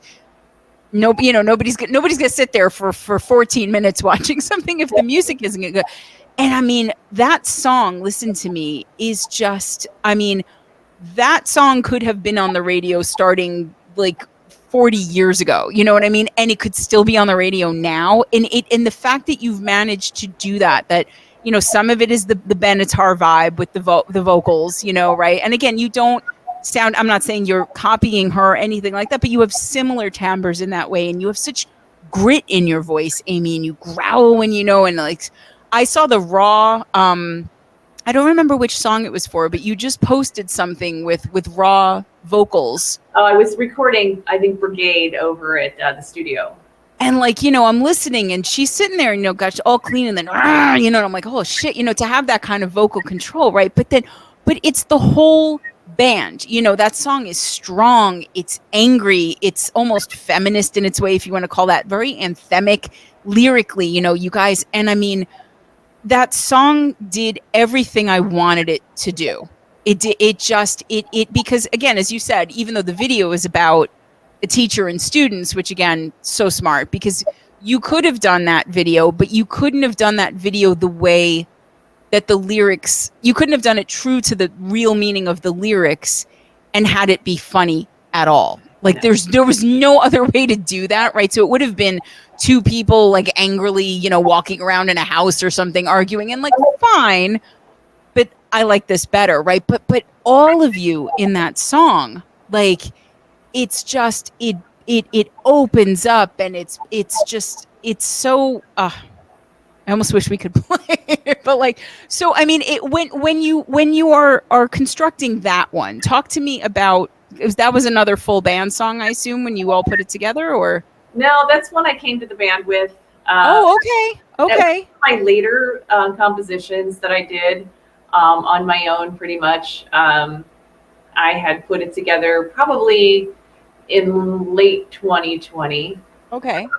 It got reworked quite a bit. Yeah, because that just came out in June, right? So, like, where did it start versus where it? So there's a lot of material that's still on the back burner too that I've written that we haven't even. Right. You know, there's only so many hours and so many days in the week. You know, so we're chipping away at it little by little, and some of it's probably not even on fire worthy. And again, we're writing new songs on the fly too. Yeah. It's a while. But yeah, so I don't know. It was just one of the later songs that I came up with.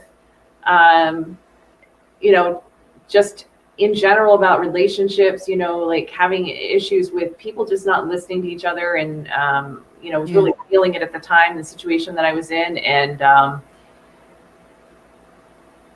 pretty much everything was written. Again, it was another MIDI one. It was I had released some things also just under my own YouTube channel. This one was never released. It never really got anywhere. I kept it on the back burner. So actually, in the first, I told you we were working with some other, Scott and I were working with some other people before we had Michael and all that, kind of got everybody together here. We started with that song, and it had a whole different feel. And then it just sort of got backburnered here. I'm going to go tell a funny story, how Unresolved came about. So we had a guitar player for a while. It was maybe a little difficult. And maybe it was a little difficult. Maybe. And it was right before Rick joined us. I had brought it. It was after we had already done Parasite, Fallen, Brigade. And I think it was probably the next one I wanted to try to work on, was Listen to Me. Pretty close. I think so, yeah. And I had brought it to the table. And he was like, no, I don't like it. he says, it has no hook. The chorus sucks. What? I don't like it. And I'm like, what? He's like, yeah, the chorus has no hook. It's just no good. It doesn't. Was he hearing the same song? Like, I mean, that's one of the hookiest things that you guys do. What is he talking about? And at the end of the song, he's like, and it doesn't resolve. And I'm like, what? And every time we did a song, he always say, it doesn't resolve. I don't like it. It doesn't resolve. And we're like, what? So that's why our album is Unresolved.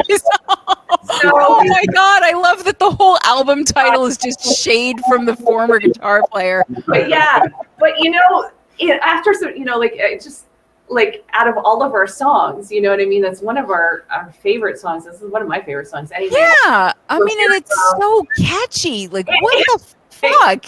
I mean, like, and different now than it was even with him. It is, but the chorus itself hasn't changed a whole lot. I think a chord progression changed a little in there. Rick kind of spiffed up the chord progression. Couple chord changes or whatever. But like the other thing about this though is, I mean, I'm getting sort of retroactively pissed off for you because you were just coming into this band, coming out of some shitty, dynamic with someone else, and then like this guy is sitting here listening to the music that you're writing for your band, and how ironic is it that you have a song like "Listen to Me" and he couldn't hear it? Like, what the, I just it is always the alchemy of a band is such a mystical thing, but that some people just really make it so clear that they need not to be in a band anymore. And like, it just sounds like, how long after that did Rick come in the picture? It couldn't have been too much longer because that had to have been you guys going, what the fuck with this?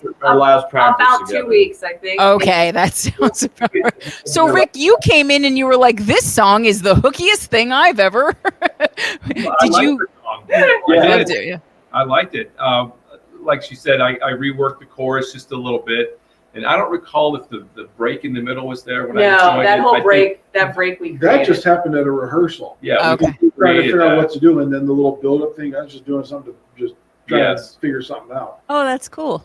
Yeah. But like the hook of the song, the big hook of the da da da da da da, that was all Rick. Yeah. Okay. He just had that kind of repeating, and I found that pattern that fit over it. It just kind of seemed to work as like a little transition part. Yeah. And that's the hook of the whole damn song. I love that part. Yeah. It's a great piece. That's a strong way to come into a band. You just pick up something that the last guy shit all over because he was a douche, and then you just write like the hook of the song. I like it. That is a bold, interview loving kind of thing to do, and I'm not at all shocked that you would do it. That's why we tipped him. Yeah.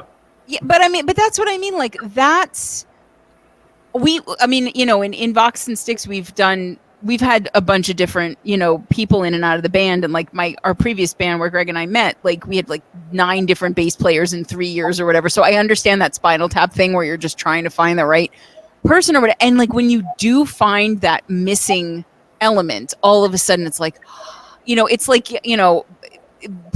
being a video game, whatever you're playing it, and then there's like an area that's been locked and you just can't access it. And then like Rick comes in and you're like, oh, we've unlocked this whole new level. But like, I think it's, I'm glad that the 3 of you had enough sense to know that it was the guy that was wrong and not the song, because that could have gone awry. And no, I mean, I just, and in terms of like, cause you've got, that's one where you have like the dueling guitars, right? Like there's the 2 guitar part, the harmony. Yes. Yeah. Yes. So I mean that's I'm assuming that was not pre-written. Was that you, Rick, that you just decided to add that bit? Your idea with the harmony. Oh, you did have that in there. Okay, so really there wasn't. So for a brief moment we had 2 guitar players. Oh yeah, that's right. And so I was trying to write 2 parts. Oh, okay. Where that came from. Yeah. And then the day I came in to present it was the day that we lost him. Oh no! So, yeah. Damn it! I gotta go. That was. Yeah. No, it was the other one. Smoky. Yeah. Oh, that's right. So then Amy decided. Smoky Provolone, was that the other guitar? Okay. Amy and I worked together to do a harmony. She did the harmony on the keyboard that I had written for him. Okay. How that whole thing started. Yeah. And of course, when we recorded it on guitar. Yeah, when we do it live, I play it on keyboards. Okay, very cool. No, that and I'm glad that you do that because I mean, if you had to let it go, it still would have obviously worked, but it just adds to that whole big 80s arena rock feel of the whole thing when you have those two guitars in there. I love that. So I really, you guys have to watch the video if you have not. It is completely worth it. You guys made me laugh the whole time. And like, I also just very much appreciated the fact, Amy, that you could own like what looked like a high school classroom like it was a stage in a bar, like that was very I like, were the kids in the room when it's just this the whole time they were in the room while you were doing that? Yes. Okay. Yeah. Okay. Yeah. And what was really fun about that is the look on the kids' face when I come out was legit. Yeah. They were not see me until I came out of that room. So when I came in and I changed, and then they kept them from seeing me and got me back into that closet area. And when I came busting out of there, they were seeing me for the first time like that. They had not seen me before. They view me as, Sandy, the school teacher. Yeah. No, it's that I didn't wonder about that, but that makes so much sense to me now because I'm remembering in particular there was one kid who was just standing there like, yeah. They were not acting. That must have made it better too because really you actually did the thing you said you were gonna. No, I love that, and I think it's so great to have a band where you can go from a Fallen to a Listen to Me to a Broken, but like I wanted to sort of, rather than just randomly picking, do you each have a favorite song within the band? Somebody else go because I'm not sure. Okay. How about you, Scott? All right. Actually, Broken definitely is one. I like Wake the Monster. Yeah, that's one of my favorites. Absolutely. Why that one? Wake the Monster. I don't know. I like to build up to it, and then just there's a couple different stops and changes in there that are really cool and just kind of heavy. You know what that one reminds me of a tiny little bit? Don't Stand So Close to Me. Huh. It is much darker. It is much heavier, but there's something about it where, and actually, like I think it's I love that one. I'm glad you mentioned it because was that an early one, Amy? Because your videos, like, I'm not sure where the timeline of what you wrote and what you like put on social media lines up to be. Monster was one of our latter ones. Well, not too late, but it's one we've written together as a band. And this one's middle. Yeah, like sort of middle-ish. Now with the ones that we don't, that people haven't heard. Middle-ish as a band. It was definitely since we've been together, all four of us. Okay. And that's another rip-off song for the drums, at least. He rips off drums all the time. Because the beginning is Heart-Shaped Box from Nirvana. It's a late rip-off of that with the whole alternating between like having backbeat and the little rim click. That's exactly where it's ripped off from. I don't care. I'll say Red Bull Chip. We're all thieves. I don't think Papa Roach is going to come after you. I don't think. Well, I mean, Kurt Cobain's not. Yeah, I mean, but I don't think like Dave Grohl's going to come after you or whatever. I think you guys are fine. But like, no, that one's tremendous. I really like. It's again that dynamic, like you said. Quiet opens up. Okay, so Broken and Wake the Monster for you. How about you, Mike? Oh, you have another one? And Set Me Free. I like that one. Okay, I don't think I've heard that one. Yeah, I liked it. I like the fact me and Rick, like during pre-verse, we do that run together. We do like a run together, and it's just a tight song, and it sounds cool. And now we got these infamous backup. Oh, we have backup screaming like Set Me Free, like it sounds well. I finally got them on microphones. Yeah. So okay. Probably in none of our videos yet, but no, but it's probably yeah. I didn't see that one. Okay, I will have to keep an eye out. So we who are we hearing in the background then? Well, on the album, it's going to be all of us. It was all of us. Live, it's at least these two. I think I've been one time. You did it I think. one One time. time I was having some issues getting everything working. Yeah. So, That anyone could ever remotely sing anything while playing drums will never cease to astound me. Like I don't that's just like two completely different skill sets, and I can't. So if you I say with an old cover band, I sang lead on a couple songs. I sing backups with my other cover band. So holy crap, look at it's you. like walking and chewing gum at the same time. You just don't want to do it. I I think it's a little more complicated than that, but okay. I ain't saying I do a great job, but I do it. You're like, but I do it, and there's no denying that. So okay, all right. So we've got those three. All right, Mike, how about you? What about favorite song or songs? One of them has to be Brigade, strictly for selfish reasons. Okay. It's one and only song I'm allowed to start. I love that the word "allowed" is in there too. Allowed to start. Providing that track makes it to the album.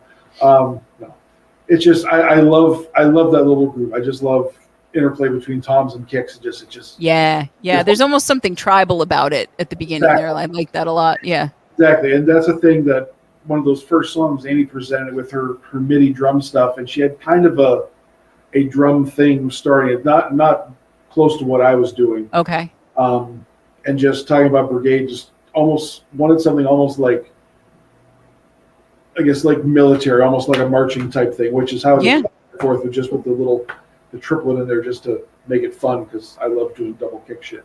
So as I say, selfishly, I love Brigade just because I get to start it. In terms of other songs, probably, I don't know, I like Queen Bee a lot, which I don't know if you've heard or not. Just Yeah. Good stomping, driving tune. Oh yeah. That's got some Enter Sandman vibes to me. A little bit of Steppenwolf to me. Like I hear all these weird little, but like again, not. And I always make sure to put in the caveat that when I do make comparisons, it's always favorable. So I'm not say like I love all of that, but like that one is that one's a lot of fun too. That's a kicker. That one. And yeah, I'm proud. But of it. that's not going to be on the album. You said. No, it's Okay. So next one. That's all. That's fine. Yeah, I mean, I'm fairly proud of everything we've written together. Sure. I mean, obviously, because we wrote it, but I mean, I've written originals with other bands, and a lot of it's been kind of what we talked about before. It's just been a lot of the same. Yeah. So I look at the stuff we've written, and I'm not saying it's better than everything, or we're some musical geniuses or anything, but I'm damn proud of what we've managed to harness. Oh yeah. I think it's a little different than other folks, so hopefully we stand out a bit. There's curves, man. There's curves and corners, and that gets me off. I'm a happy guy when it's not all the same shit. Yeah. So Yeah. I got a bunch of different sounds at my disposal, and I like that I get to use them. Mm-hmm. Except for the cowbell, but we're working on that. Yeah, he keeps that all at practice. Yeah, there's And cowbell then on every some. fucking song Yeah. in practice. Yeah, I randomly throw them in, especially like fall. Randomly, Cowbell yeah. shows up in fall. Oh, great. Fall. If there was one element I felt was missing from Fallen, it was absolutely cowbell. So I see where you're going with that. Yeah. Even especially at the beginning, I think it needed maybe some 16th cowbell. Yeah. Just really bring it home. That radio guy would have just, he would have shot himself if that had been in there. About the beginning of Fallen, on the album, when you hear there's just the beginning when she's playing piano, I'm just doing some little cymbal swells or whatever. Yeah. And I found a great sound with the mallets I'm using on the bell of my ride cymbal live. And every time I do it now, I hit it just a certain point. Every time I do it now, Rick turns and looks at me when we're playing it because it's not how it normally is. And it shows up it's not off time. It's just I think it works. And just every time I hit it, I get this look. It rings like the cowbell in my ear. He's slowly easing you into the whole cowbell realm. He's bit by bit, he's just going to keep tuning it, and then all of a sudden you're just going to see a cowbell just stitched to the top of that, and he's just going to. Rick will be like, "Oh." I have fun with these guys at rehearsal. I will fuck around during the songs at rehearsal and throw cowbell in, or in the quiet parts of songs, suddenly start playing really loud, or just doing whatever. Just to entertain myself mostly because they're talking notes and stuff that I don't understand. So I gotta do something to entertain me. Okay. Well, as long as we keep you awake and amused, I think that's really all that matters. So, okay. So you're proud of everything but Queen Bee, big favorite, and Brigade because it is your moment in the sun. I gotcha. And all right. I'm digging the new one we're doing, but we're not really talking about that, I don't think. So. Okay. I don't. The most, we're not allowed to talk about it. Oh, we can I talk don't know. about it. I don't know if we were. I love that you're all asking each other. You do realize it's your band, right? So it's kind of up to you. Talk about the new song. I don't care. Okay. Well, all right, we could get to that, but I want to go to Rick because he's been wanting to talk more. I know it this whole time. And so talk to me, Rick, about favorite song or songs. I think Love Bomb is one of my favorites. Okay. And I think a lot of that has to do with one of my very first, when I was being interviewed at the end of this sit-in. You say that like a dirty word. I know. Interviewed. Interrogated. Yeah. Interrogated. Tortured. Yeah.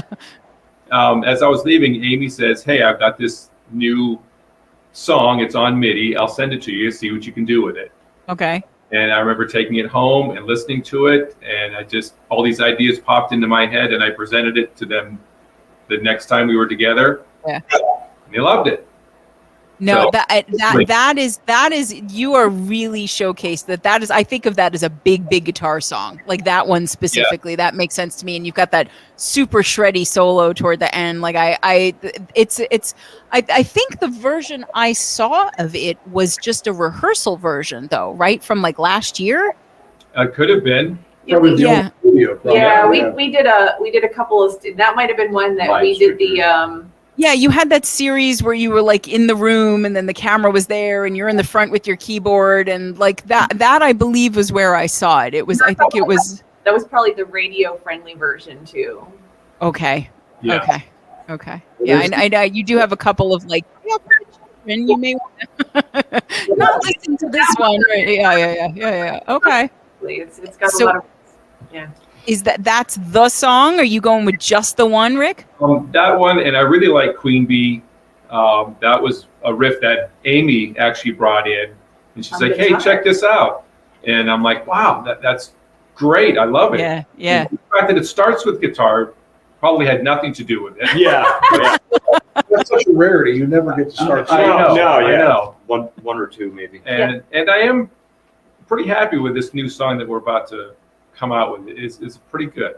I like it. Okay. Yeah. Okay, so this is two of you now that have alluded to this mysterious song.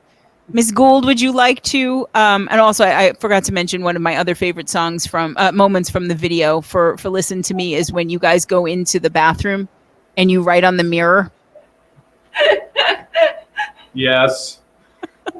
For those of you at home, it says Ms. Gould is hot, and I'm not fucking disagreeing with that for 1 second, but it was just so cute because they all go in there and they're like, it's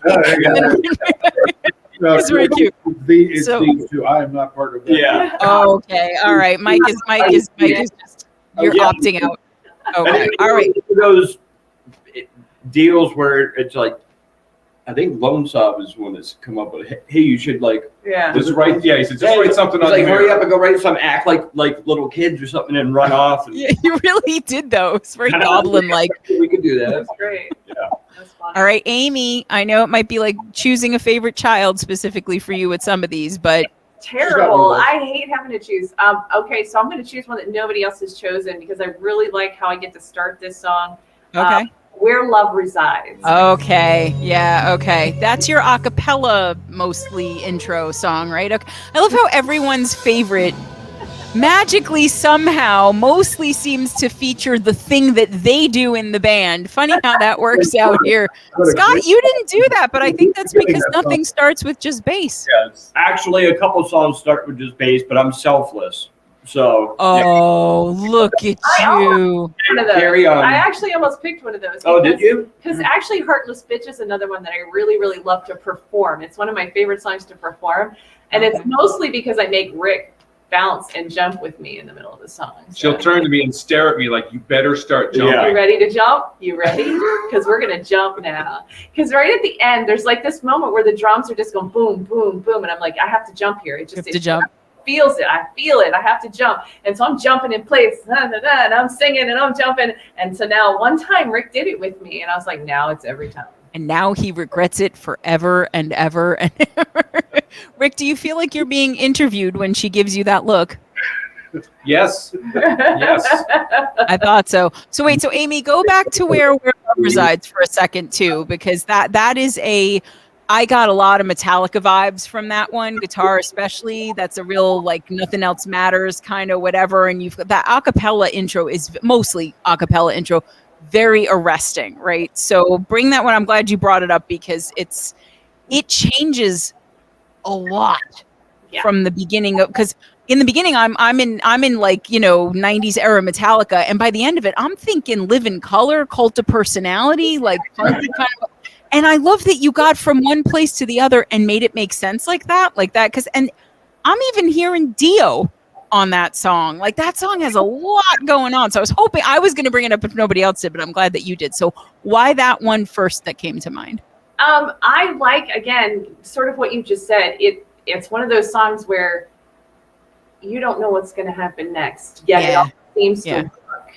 And there's the crazy off time in there. Somebody asked us what time signature is that in? We're like, No we idea. have no Which part? We don't know. no clue, but it's off and it's weird. And that's a song we wrote together as a band. I had the lyrics, and I had been messing with those lyrics with a totally different sounding piece at the keyboard, and I just scrapped it because this is so much better. So I reused the lyrics for this song. Oh, okay. Most of this is Rick, and all that weird off time shit is gonna almost always be Rick, just so you know. Yes. Okay. So yeah, I don't know. At first, the beginning was not completely a cappella. Okay. Our drummer just likes to overshadow me all the time. I can't get him to shut up. So he was really, really hurt when I said, please stop playing the cymbal. Please stop saying, I want to be free here. Just She's talking about me counting with the hi-hat. yeah, he's like, tip, tip, tip, tip. I'm like, no, I just want free. I want to be It's drummer water torture. You can't do that. You have to let her open her wings and fly to whatever asynchronous thing she wants to do, Mike, because it's a cappella and that's what you get to do. And then it's your job when the whole other part of the song starts that you have to actually know. Well, you don't even know what time signature it's in, so it really doesn't matter. Well, up until No, I know. Up until that one part. Yeah, I got you. But yeah, and then all of a sudden, so everybody's listening to this song and they're hearing me, and I get to sing in my pretty voice, which I generally don't do in this band very often. So it's kind of cool to show my range a little bit. Yeah. So I think that's the other reason I like it. I like to show that, I can sing something that doesn't sound like growly, and then also go right into that growl. Yeah. Yeah. So it's kind of showing that balance, and I like that. Yeah.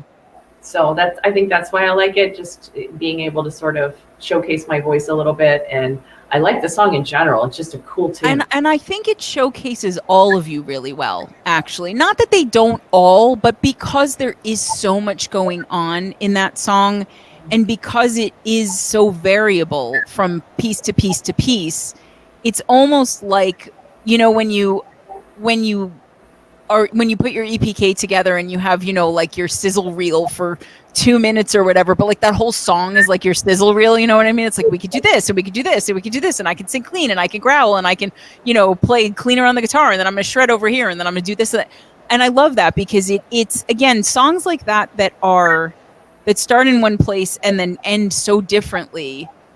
Anytime a band pulls that off or a musician pulls that off, I'm impressed, because it is when it ranges like that, you have to be so in control of what you're doing for it not to go completely off the rails, right? And so I loved, no, but it didn't. I hate to break it to you, but like I really, it's because it starts so quiet, and then again it's got that one feel, and then by the end I'm like, holy shit, okay, we're here. So I like that one too. Again, as I said, Wake the Monster is definitely one of my favorites, but that's another one too.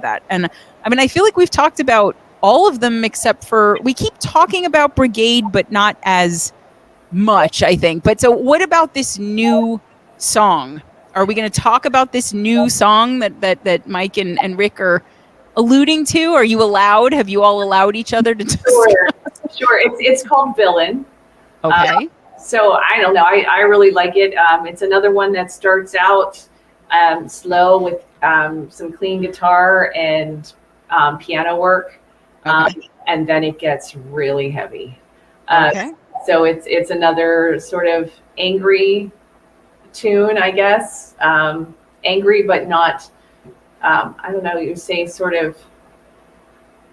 I don't know what's the word for it. It would be like sort of taking ownership for something, sort of taking something back. Okay. The catch line in the song is "I am the villain you made." Ooh, I like that. So I like that. Okay, yeah. So I hear you. So the idea of like, if you this is what I am right now. If you have a problem with it, guess whose fault it is? Right.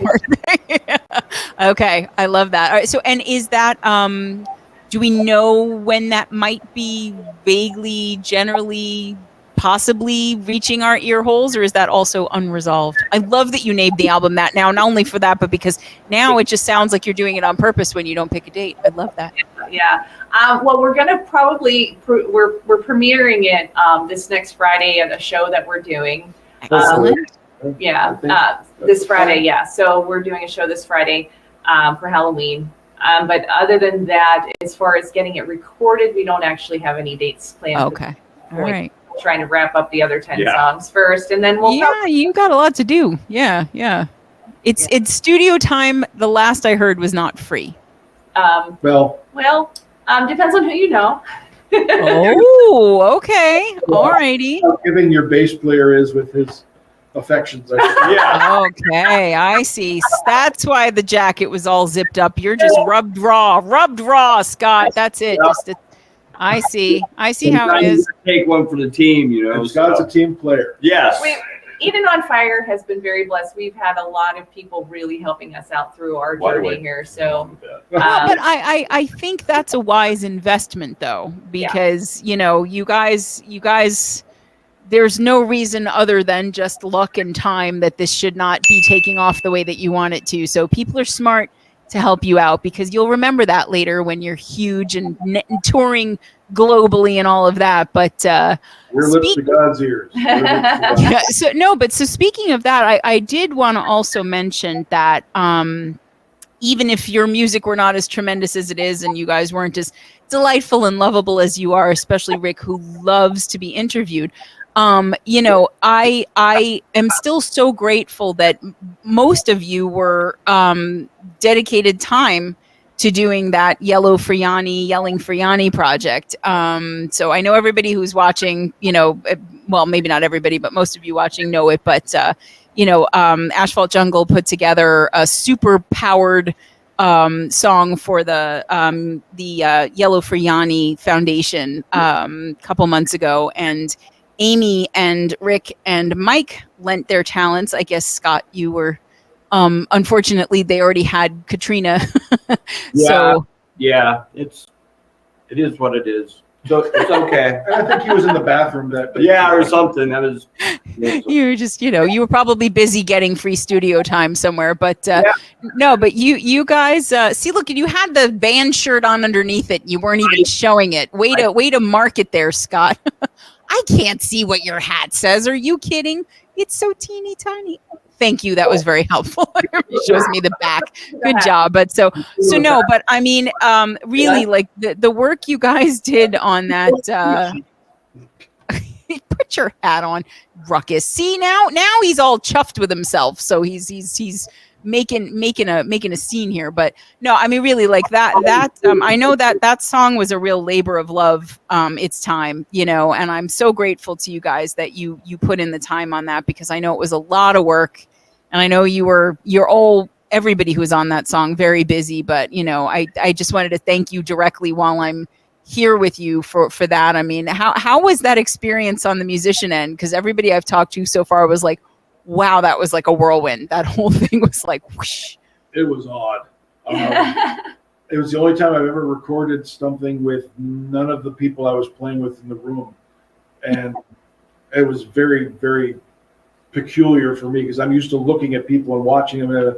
And all I could watch was the guy in the control room twiddling knobs. And that's not really very inspiring. It was a cool tune for sure. The process was just odd, but the outcome is really cool. Yeah, really, really cool. Really glad to be a part of it. Should I thank you? Should I thank them? You're the one who recommended me, right? Yeah. So it's her fault. So. Got a problem with the drums, blame her. Yeah. Oh, that's how it works. I see. Okay, great. So I'll take the credit. I'll take the blame. Right. That's how it works. For me, I don't know that it was a whole weird experience for me because I had been used to recording in my basement anyway when I was doing my own MIDI and things like that. So it's very similar to that. What was interesting for me is that I didn't know how much I was going to be doing in terms of creating, which I love that I had so much creative liberty. Yeah.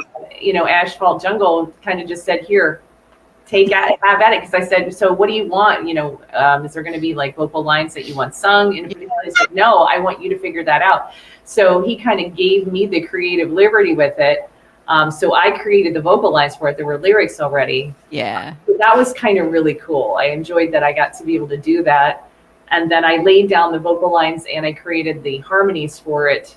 And then I sent those MIDI files out to Shannon. And yeah. And there was going to be somebody else who couldn't do it. So it ended up just being Shannon and I. But right. So it turned out really well. It was really... That's really all you need is you and Shannon Dorsey. Like you don't really need more than that on vocals. You guys have everything covered. It was so great to hear you guys together too. I would love sometime to do it live with her. It'd be great. Get those oceans a little smaller so we can... yeah. I have to remember how to play the song again. Yeah, right. But honestly, it was such a privilege to be able to be part of that and actually have so much input on it. It was just really fantastic. I'm really honored to be part of it. It came out great. And Rick, you were one of a cadre of guitarists, but did you get to write your own guitar part for that? Well, when I first heard about it, Amy was talking about it, and I said, hey, I really want to be a part of this. Yeah. So I begged and pleaded, and they let me play on it. They said you could do like an outro solo, and it was very strange to play something and not really know the context in which it would be, Yeah, where's it going? How's it gonna fit in, right? But I played my part, and he liked it, and everything worked out great. Great experience. Yeah, no, you guys, you all elevated it. I mean, that really, I mean, that family is going through just a nightmare that does not get any easier. It gets harder every day. And like, I know how much its time meant. And it's been doing insanely well. Like it's been I don't even know anymore. It's got to be over 100,000 plays by now. Cause I think it was very close to that a couple months ago. But I mean, it's just, for anybody who hasn't heard it yet, go play it because everything that, every time you stream it, you're making money for the foundation too. So look at that. You can be part of it almost as much as these three were, except for Scott, who was in the bathroom. I mean, I was in the bathroom, yeah. He was in the bathroom. On now. I was like, come on, guys, get it up. And there was reverb because it's the bathroom. So yeah. But the acoustics in there are great. So, you can't really fault him. So, and I wanted to just, Michael, my friend Michael, I wanted to highlight for you a couple of things. First of all, I want your drum kit. That pearl light up, like clear kit. That thing is beautiful. Thank you. What is the story? That is not the first kit you ever got, clearly, because. So where did that? Because I know you're also a Scorpion signature artist, right? You're like a whole big fucking wig or whatever. So like. I don't know about all that, but yeah, I just. At least a medium wig. Eventually, I'm going to need a wig. About 9-10 months ago, I switched stick companies after playing the same sticks for 20 some odd years. I just found a better product, and they're giving me great support. They customize my sticks, won't let me put my signature on them. So it took me 30 years. I finally got my signature on something. Yay! Yeah. I have some loan paperwork you could sign if you really want to do it again. That's fine. Yeah, let me show you my credit score before you have. We'll talk later. Okay, maybe not my best idea, but okay. So, and then what about the kit though? That kit is like, it's glorious. Thank you. A labor of love and way too much money, if you ask my wife. It is a Pearl crystal bead kit. They're clear acrylics. Pearl did these before back in the 70s, and they started making them again just a few years ago. And I've been a Pearl guy for 25 of the 30 years I've been playing. It's all okay. I love them. And when I saw they were coming out with these, I said, "Oh, clear drums, that's pretty fucking cool." And then there was a company that existed called Drumlight that they worked with Pearl and just put these LEDs and like, "Oh, light up drums. Yeah, I could use some more attention on stage." Sure. Why not? About 5 years ago, I convinced my wife to let me spend the money to buy some new drums. And I got these things and put the lights in them, and they're really cool. And I partnered with Drumlight when the company doesn't exist. I have to say they closed down thanks to COVID. Oh, okay. I was one of the first guys that actually had a trigger system, so they would light up when I hit them. If you get our first live performance video, our PACA video, I still have the triggers running then, and so that was a neat thing. And of course, I could change the colors. The triggers have died. And since the company doesn't exist, I can't replace them. So I just how you see like in the Listen to Me video, they're all on, but I can make them fade and whatnot. And we actually have a guy I'm working with who is a bit of a lighting guru. We're actually working on modifying and improving the light system. Okay. So they're going to get sexier. That's what you're telling me. That's the plan. Okay. We'll see if it works, but that's the plan. So it will at least be as sexy as it currently is. It might be even sexier. Yes. Okay, we'll go with that. Yeah. We'll go with you behind the mic. I mean, really, how sexy does it need to get? Very, very. I'm twice the man I used to be. But I'm a child of the '80s. Everyone's playing small kits now. I'm a child of the '80s. More is more. Give me a big fucking drum kit and I'm a happy guy. But it's not for show. These guys will tell you, I use every damn thing I have. Some of it maybe more than others. Some of it more. Some of it when I don't need to, the cowbell. But it's, it sounds, it's colors. Rick's got all his effects and all his different stuff. She's got all her different settings on her keyboard. That's right. Scott has his bass. I have my bass. I have all my sounds. So, Scott, do you find that you need to take vitamin D from all the shade that you're constantly in, or like, what is you doing okay with there? He's like, I didn't even know what happened. What? What just? Yeah, it just bounces. You're the Teflon baby man. All right, I got you. I got you. I also want to ask you guys before we start wrapping up. I know you're up for Best of Erie again, right? Is this something people can still help you out with, or are the wheels already in motion? What's the deal there? I think the voting is still up for that. I'm not sure when it closed. I'm not sure. It's through the Erie Reader. And I actually am up for Best Vocalist in Erie too, which is kind of crazy. This is actually the first year we got nominated for that, so we're pretty excited about that. And very cool. Yeah, thank you for bringing. Yeah, no, we'll drop that link. We'll make sure everybody has it. So go vote for them if you haven't already, for both the band and for Amy. Just Amying it up. In a category for best beards. Best beards. Yeah, right. Yeah. Who in PA could have a better voice than Amy, and who in PA could have better beards than Mike and Scott and Rick? Really? Who? Rick's like, yeah, wait a minute. Nice. Well, you can't be the best spokesperson and the best beard. Yeah, right. You're the diva in every other aspect of the band, so right. Leave the beard. Amy, I have to ask this now. Any plans to grow a beard to kind of? I've been waxing mine, so.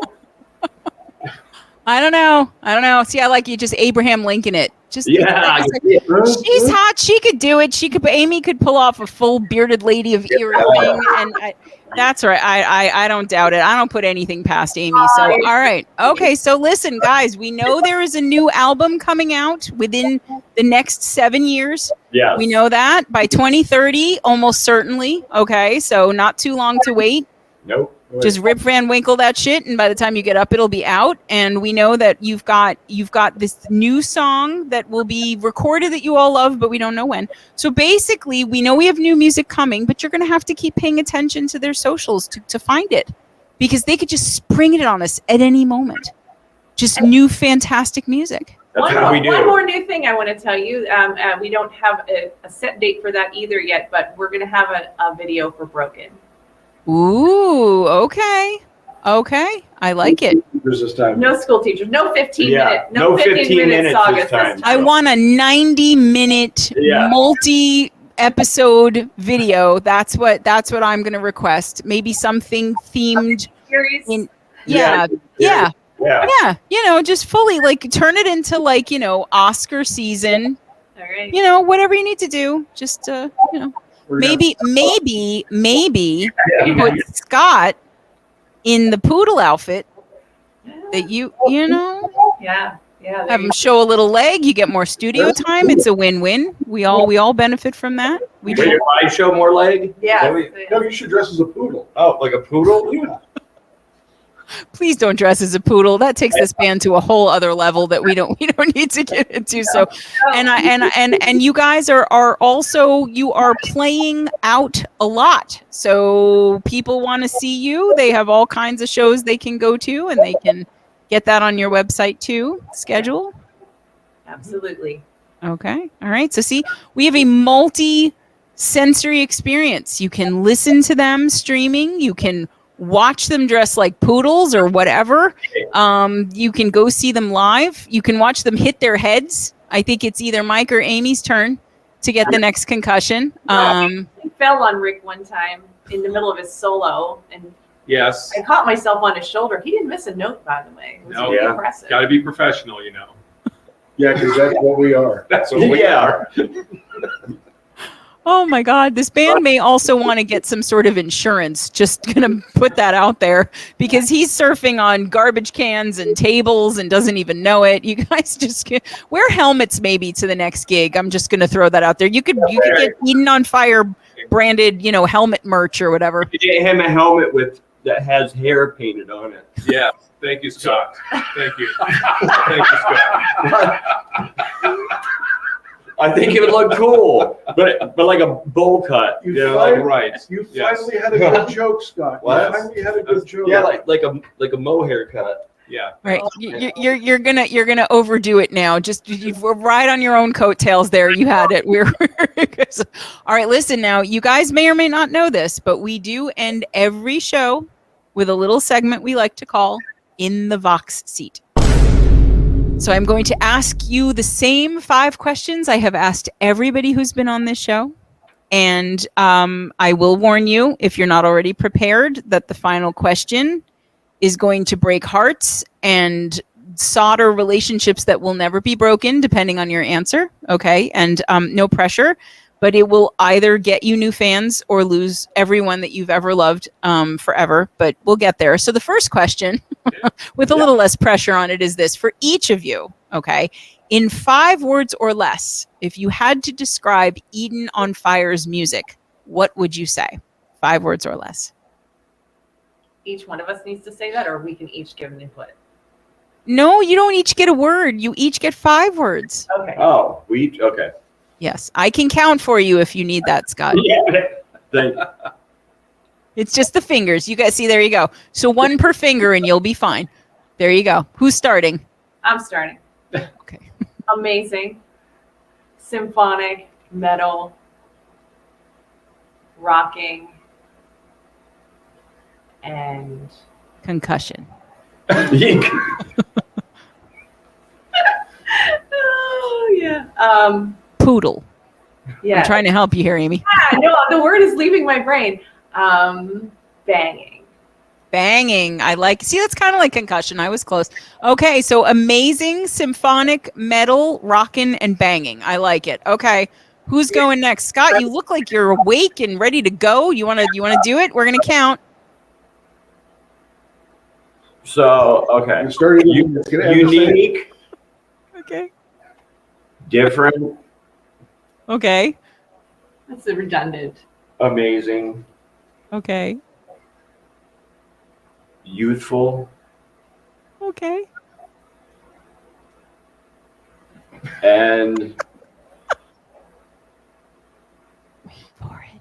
family.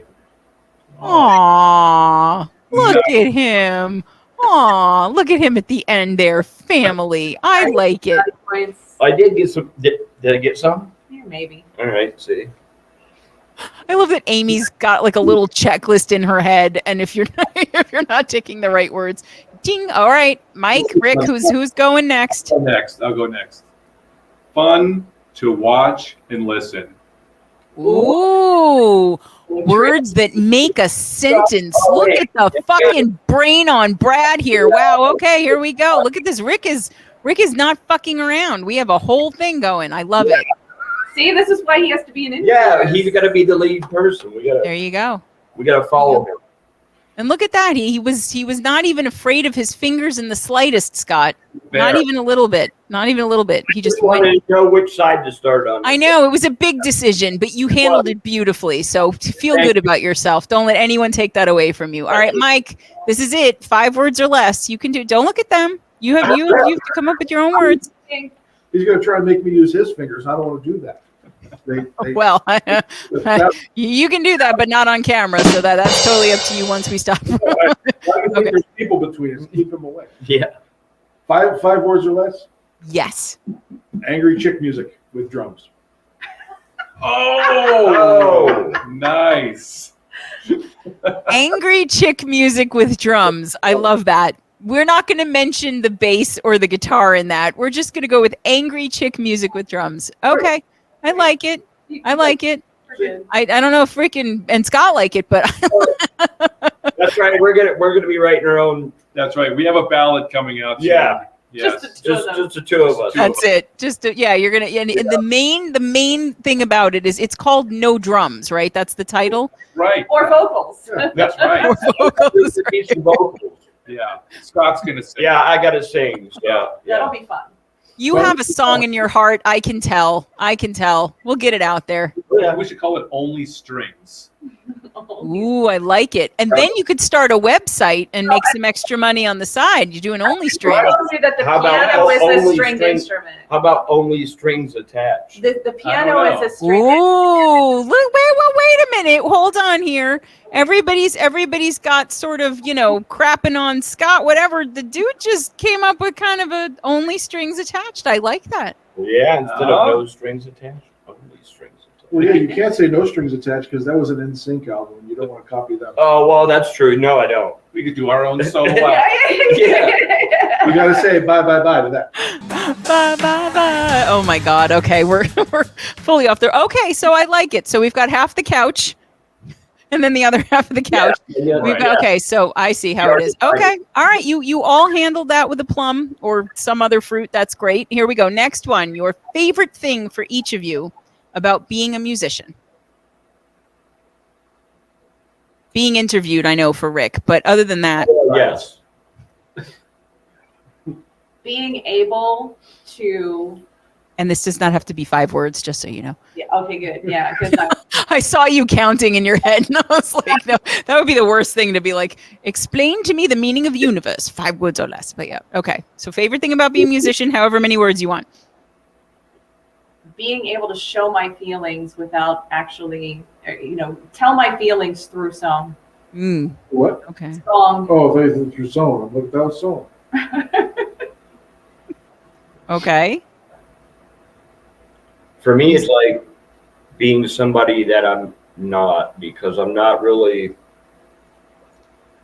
very outgoing when it comes to anything else, or very social. I'm kind of back in the shadows, but when I'm on stage, I'm up front, and in front of everybody. And I love that. So it like brings out a different side of you, I guess. You didn't hear what he just said, the smart ass thing he just said. Oh no, what did you say? He says I'm in the background. Yeah, they're all focused on. So yeah, yep. Well, to the end, to the very end, the bitter end. That's right. No, I just like the freedom of. It makes me feel young. Like I don't know. It's fun. Okay, it does not have to be deeper than that. It's fun is good. We like fun. All right, Rick, Mike, who's doing it? I think for me, I enjoy the creative part of being a musician, to be able to take some idea that's floating around in my head, bring it to very talented musicians And me. Well, and create something that people can enjoy. Yeah.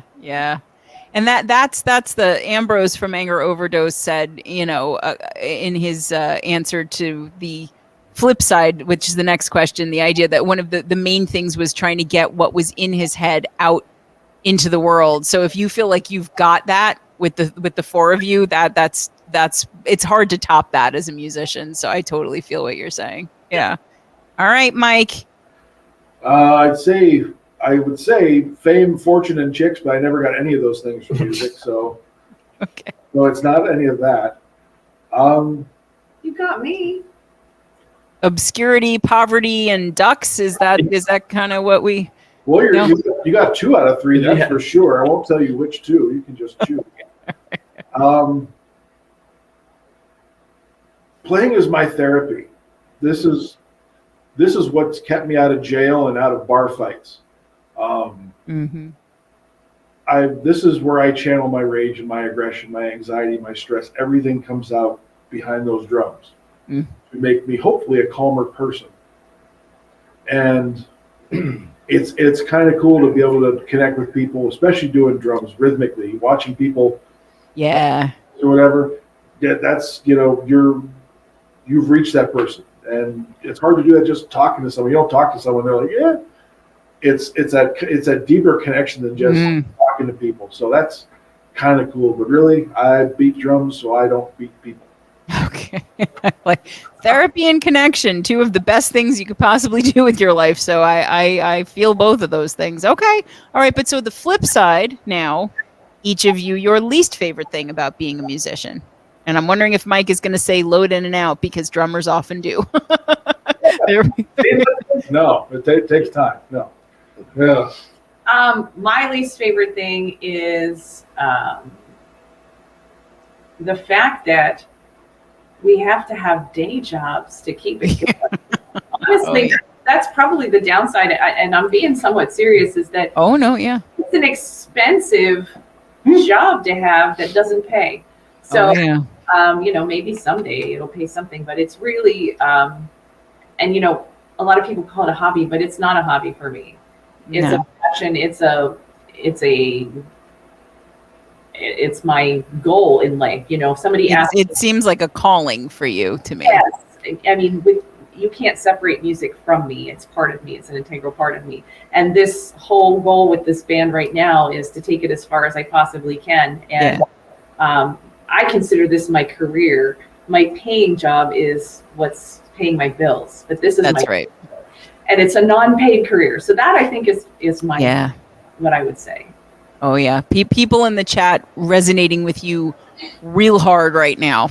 Like real hard, because that's it. It's like you, I think Nelios has a lyric somewhere where he says something like, I'm paraphrasing, but like, you work all day so that you can spend a couple minutes doing the thing that you love, I think we all feel that. So, okay. All right. Who else? Least favorite thing? Okay. Yes. Spreading. Like nonstop, like dripping off my ear. Like, like I need a towel around my neck when I play or something. Like, I fucking sublime. I actually suggested before wearing a sweatband around my head like Lover Boy, and she told me she'd kick me out of the band. I'm like, I mean, I could get a black one. It's still a sweatband, though, dude. That's a hard sell. Is it? That does not scream sex on stage. A sweatband, No. a headband, a sweatband. I don't even know what you. Yeah. I don't Yeah. know. No, I meant a true sweatband. Yeah. Yeah. You know, like Richard Simmons. yeah, like a Richard Simmons. Like Wow. I take back everything I said about sex appeal. That is sex on a stick right there. That's Richard right. Simmons level sweatband. Okay. Okay. Yeah. So your copious amounts of bodily fluid is your least favorite thing. Yeah. Okay. No, not really. I mean, it is annoying, but really for me, it's multi-band shows and being rushed on and off stage, and then pretty much out of breath when you're trying to get the first song down with no sound checks, and you get up there and you rush and you play 5 songs, a half an hour set, and then you're back. Tearing back down, tripping over each other again. Don't be Yeah, and it's yeah, I could be a little bit more specific, but I mean, yeah, I got the feeling this was not a general statement you were making, but yeah, it's all foreplay and no sex. So I got you. That's no fun. Yeah. Okay. As a bassist. So All right, fine. How about you, drummer? Least favorite thing? you said it, tearing down that monster. It really is. That's it. Otherwise, I love it. I'm schmoozing with the people, and I mean, yeah, it sucks getting up off on stage, quicker, or whatever. But I will say this, and because this plays into the whole thing, I've always said that chicks never want the drummer, and a lot of I'm married to a drummer, but okay. Most chicks, I hear you. So so is my wife, but You're right. Because think about it, if you go to a show and you pick up the singer, maybe they got to carry their microphone, but usually it's house sound, so they don't have to do it. They can leave immediately. You pick up the guitarist or the bassist, it's like a trip or two out to the car. You pick up a drummer, God forbid somebody with a monstrosity like I have, you're there for half an hour, 45 minutes after the show. By that time, you've sobered up, you see what they really look like, you don't want to think of them. So yes, moving the thing is awful. I love it when it's up. I wish we were big enough that we could just bring it in on a jitney and set it on the fucking stage. Right. There, that would be so nice. So I gotta tear the damn thing down and set it up all the time. So yes, that's the shitty part. Everything else. I always feel for drummers. Like there's just no good way to do that. They're really, even if you had an E-kit or whatever, you're still putting shit together and putting it down. It's too much work. All right. I will say though, compared to a lot of other bands I've been in, these fuckers help me. Even just, I mean, I tear it down because even if we get yelled at, We do get yelled at. we help. Yeah. There's a certain way everything has to be packed up, obviously. Right. And there's a certain way it has to load in the truck just to fit. And God love them. They'll help me take shit out and they start handing me stuff. I'm sorry, that's the last thing to go in to set up on the side. No, there is an absolute drum Tetris that you have to do to get it into the vehicle. I understand. And I've played with bands where we finish and then the guitarist packs up and they're gone. And it's the worst. It's me, 3:00 in the morning. Yeah, I can't do that. Nope. All right, look at that. So even if they're doing it wrong, they're helping you. Absolutely. And the fact that they do puts them head and shoulders above a lot of folks I've jammed with. So I got you. It's okay. Thankfully, I got my family to help me. Oh, look at them. They're so lovely. All right, Rick, least favorite thing besides being interviewed? Well, then I got nothing then. That's it. That's his favorite now. Yeah. And helping me carry my shit out. Right. Yeah, right. Well, I'm not really big into the whole interview thing. I know in the whole public relations thing, I enjoy the playing, but I would be just fine in the rehearsal room writing music. So I don't want to say that's my absolute least favorite, but it ranks right up there. That's fair. I understand that. Not everybody, the whole marketing social media thing is as an entirely separate layer of being in a band, and it's much more business than creative. So, And you hit on it. Maybe that's really what it is. It's the whole business side of it that I really don't care for. Mm-hmm. Yeah, no, that's fair. Necessary evil, but that's an answer we've gotten before, and I think that's it is a sucky part because you have to do it, but there's nothing really compelling or exciting or motivating about it. It's just a necessary evil. So, okay. All right. we have 2 more questions. This one, I think we got a little bit of it at the beginning, but if each of you had to choose your one album that you could listen to for the rest of your lives, only one, what album would you choose and why? Oh, that's a hard one. Yeah, a lot of people don't like that question. I listen to so many different things.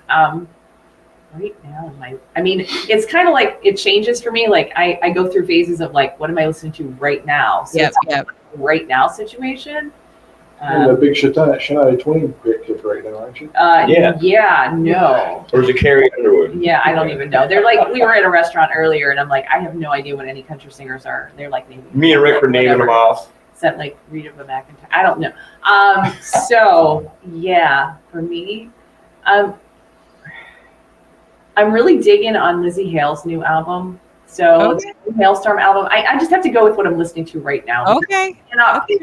Like anything in particular, it's too hard. Okay, that's fair. All right, anybody else? All right, well, I'm gonna have to go with one of my favorite bands of all times, and that's Doc and Oh, really? Oh, George Lynch is one of the greatest guitar players ever. But Taking Rick's answer. But I love, yeah, right. It's okay. Yeah, right. And I don't know. They grew on me. I loved that band growing up, and I would probably, as far as the album, I don't know. I like Back for the Attack, and I also like. I'd probably go Tooth and Nail. Okay. Tooth and Nail is probably the one I would pick up, but I love every album they've made. So. Okay. All right. I'm going to go to Mike because Rick might need a minute to rethink now. You can pick another album. Yeah. My soul says Master of Puppets. My heart says The Wake of Magellan from Sabotage. Okay. Well, you only get one. So are you going with your heart or your soul? Oh, fuck. See? I like that you tried to sneak it in there, but I said one, motherfucker. So you got to pick. Then I have to go with longevity. It has to be Master of Puppets. Played by the Dancers. Okay. All right. Do you have a why besides longevity? Lars is the reason I started playing drums. They're still, no matter what anybody says, they're my favorite band of all. And Puppets is damn near a perfect album. Okay. Fair point. All right, Rick. All right. Well, I'm not going to change my answer just because. Good for you. One. Dawkins was listening to George Lynch from the first album, listening to that band progress all the way up. I think my favorite album which was Back for the Attack. Super inspiring. I love everything that he does. I don't think there's a bad song on that entire record. Okay. It's just perfect for me. Did That'd you be know the one. that Lynch Mob just released a new album? I did not know. I saw that today. Yes, I saw that today. All right. Okay, there we go. You guys answered the question that nobody likes, but you did it. So that was the one. So it's George Lynch. No, that's not the hard one. We have one more left. No. The deeply controversial question comes now. You thought the first question was tough. Well, hang on to your seats. Now, give me a minute here because I have to. We've seen now in the 40 whatever episodes that we've done here that a couple people in the chat get real worked up at this point in the show. So I just have to take a moment to tell Dom to keep his chin up. Okay. Freaky, calm down. You're not leaving. You have to stay. Okay. You got to hear what Eden on Fire has to say about this. All right. So, and there are 4 of them, so there's a good chance that there may be a split in the answer. So here we go. This better not for each of you, your toilet paper roll. I knew it. I'm out. I'm sorry. When you put the toilet paper on the roll, does the toilet paper come down from over the top, or do you pull it out from under the bottom, and why? Who begins? Mike, I'm going to you. Mike, what is it, Mike? That's how it's supposed to be. Which one? Over the top. Over the top. Okay, because, quote, that's how it's supposed to be. When it was originally patented, that's how it was shown, as over the top. Okay, we have a purist. We've had the patent invoked many times. So, okay, Mike is an over. So we have one over. Amy, do you want to go next or you want to save it for last? I'll save it for last. Okay, all right, Scott. Oh, you're like really worked up about this. I am. I've been in this debate in online. She knows. She knows what you guys are in for. All right, Scott. Okay. Scott, you got to do it. Wait, what? Not how do you wipe? Oh, Jesus Christ! No. Oh my. The views expressed by Scott Hagen are not necessarily those of Eden on Fire. Yeah. No, I'm just kidding. Yeah. I would say over. You seem uncertain. Well, have you seen your toilet paper before? Well, because personally, when I just whip it on there, I don't even pay attention. Oh. But when but that's the answer. That's your answer. You don't care.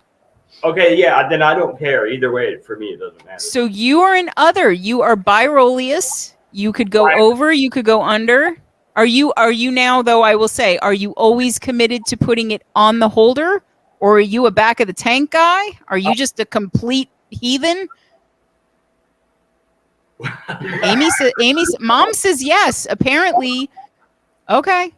So you're an other. Heathen. I'm an other. Yes. Okay. So we got Mike is an over, and Scott is a heathen. He's an other. Yes. Rick. Okay, it has to go over, and here's why. Here's why. Okay. If it goes under, it will touch the wall. You're a wall guy. Okay. Okay. All right.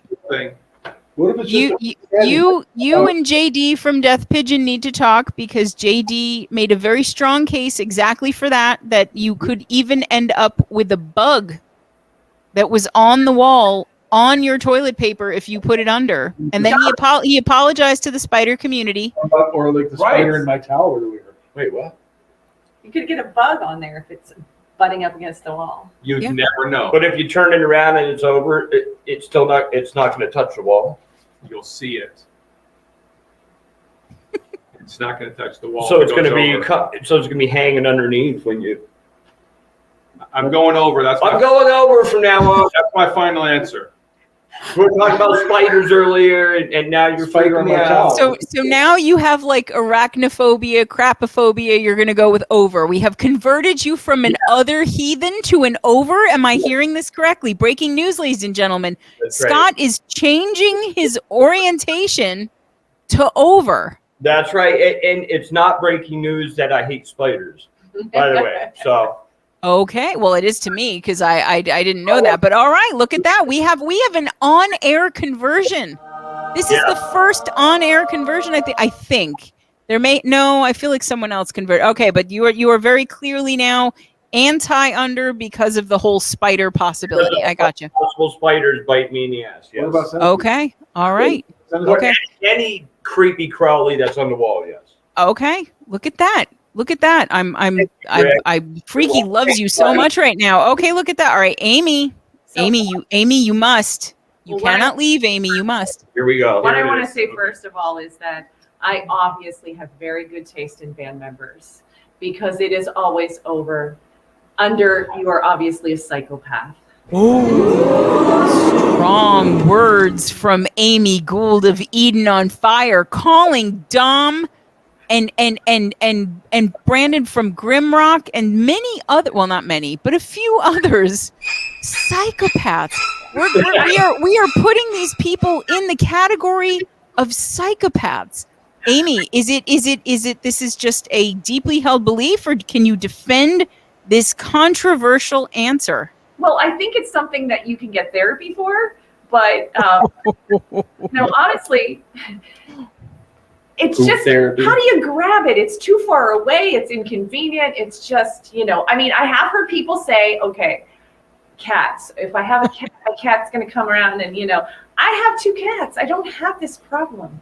So I'm not really feeling that. So Dom from Jam Steak has cats and he still puts it under. So, and it probably gets ripped up too. I think if a cat wants to go after your toilet paper, they're just going to do it. Yeah, exactly. I love you guys, but get some therapy. It's over. It's over. It's over. It's over. Much like to Rick's great relief, this interview, it's over.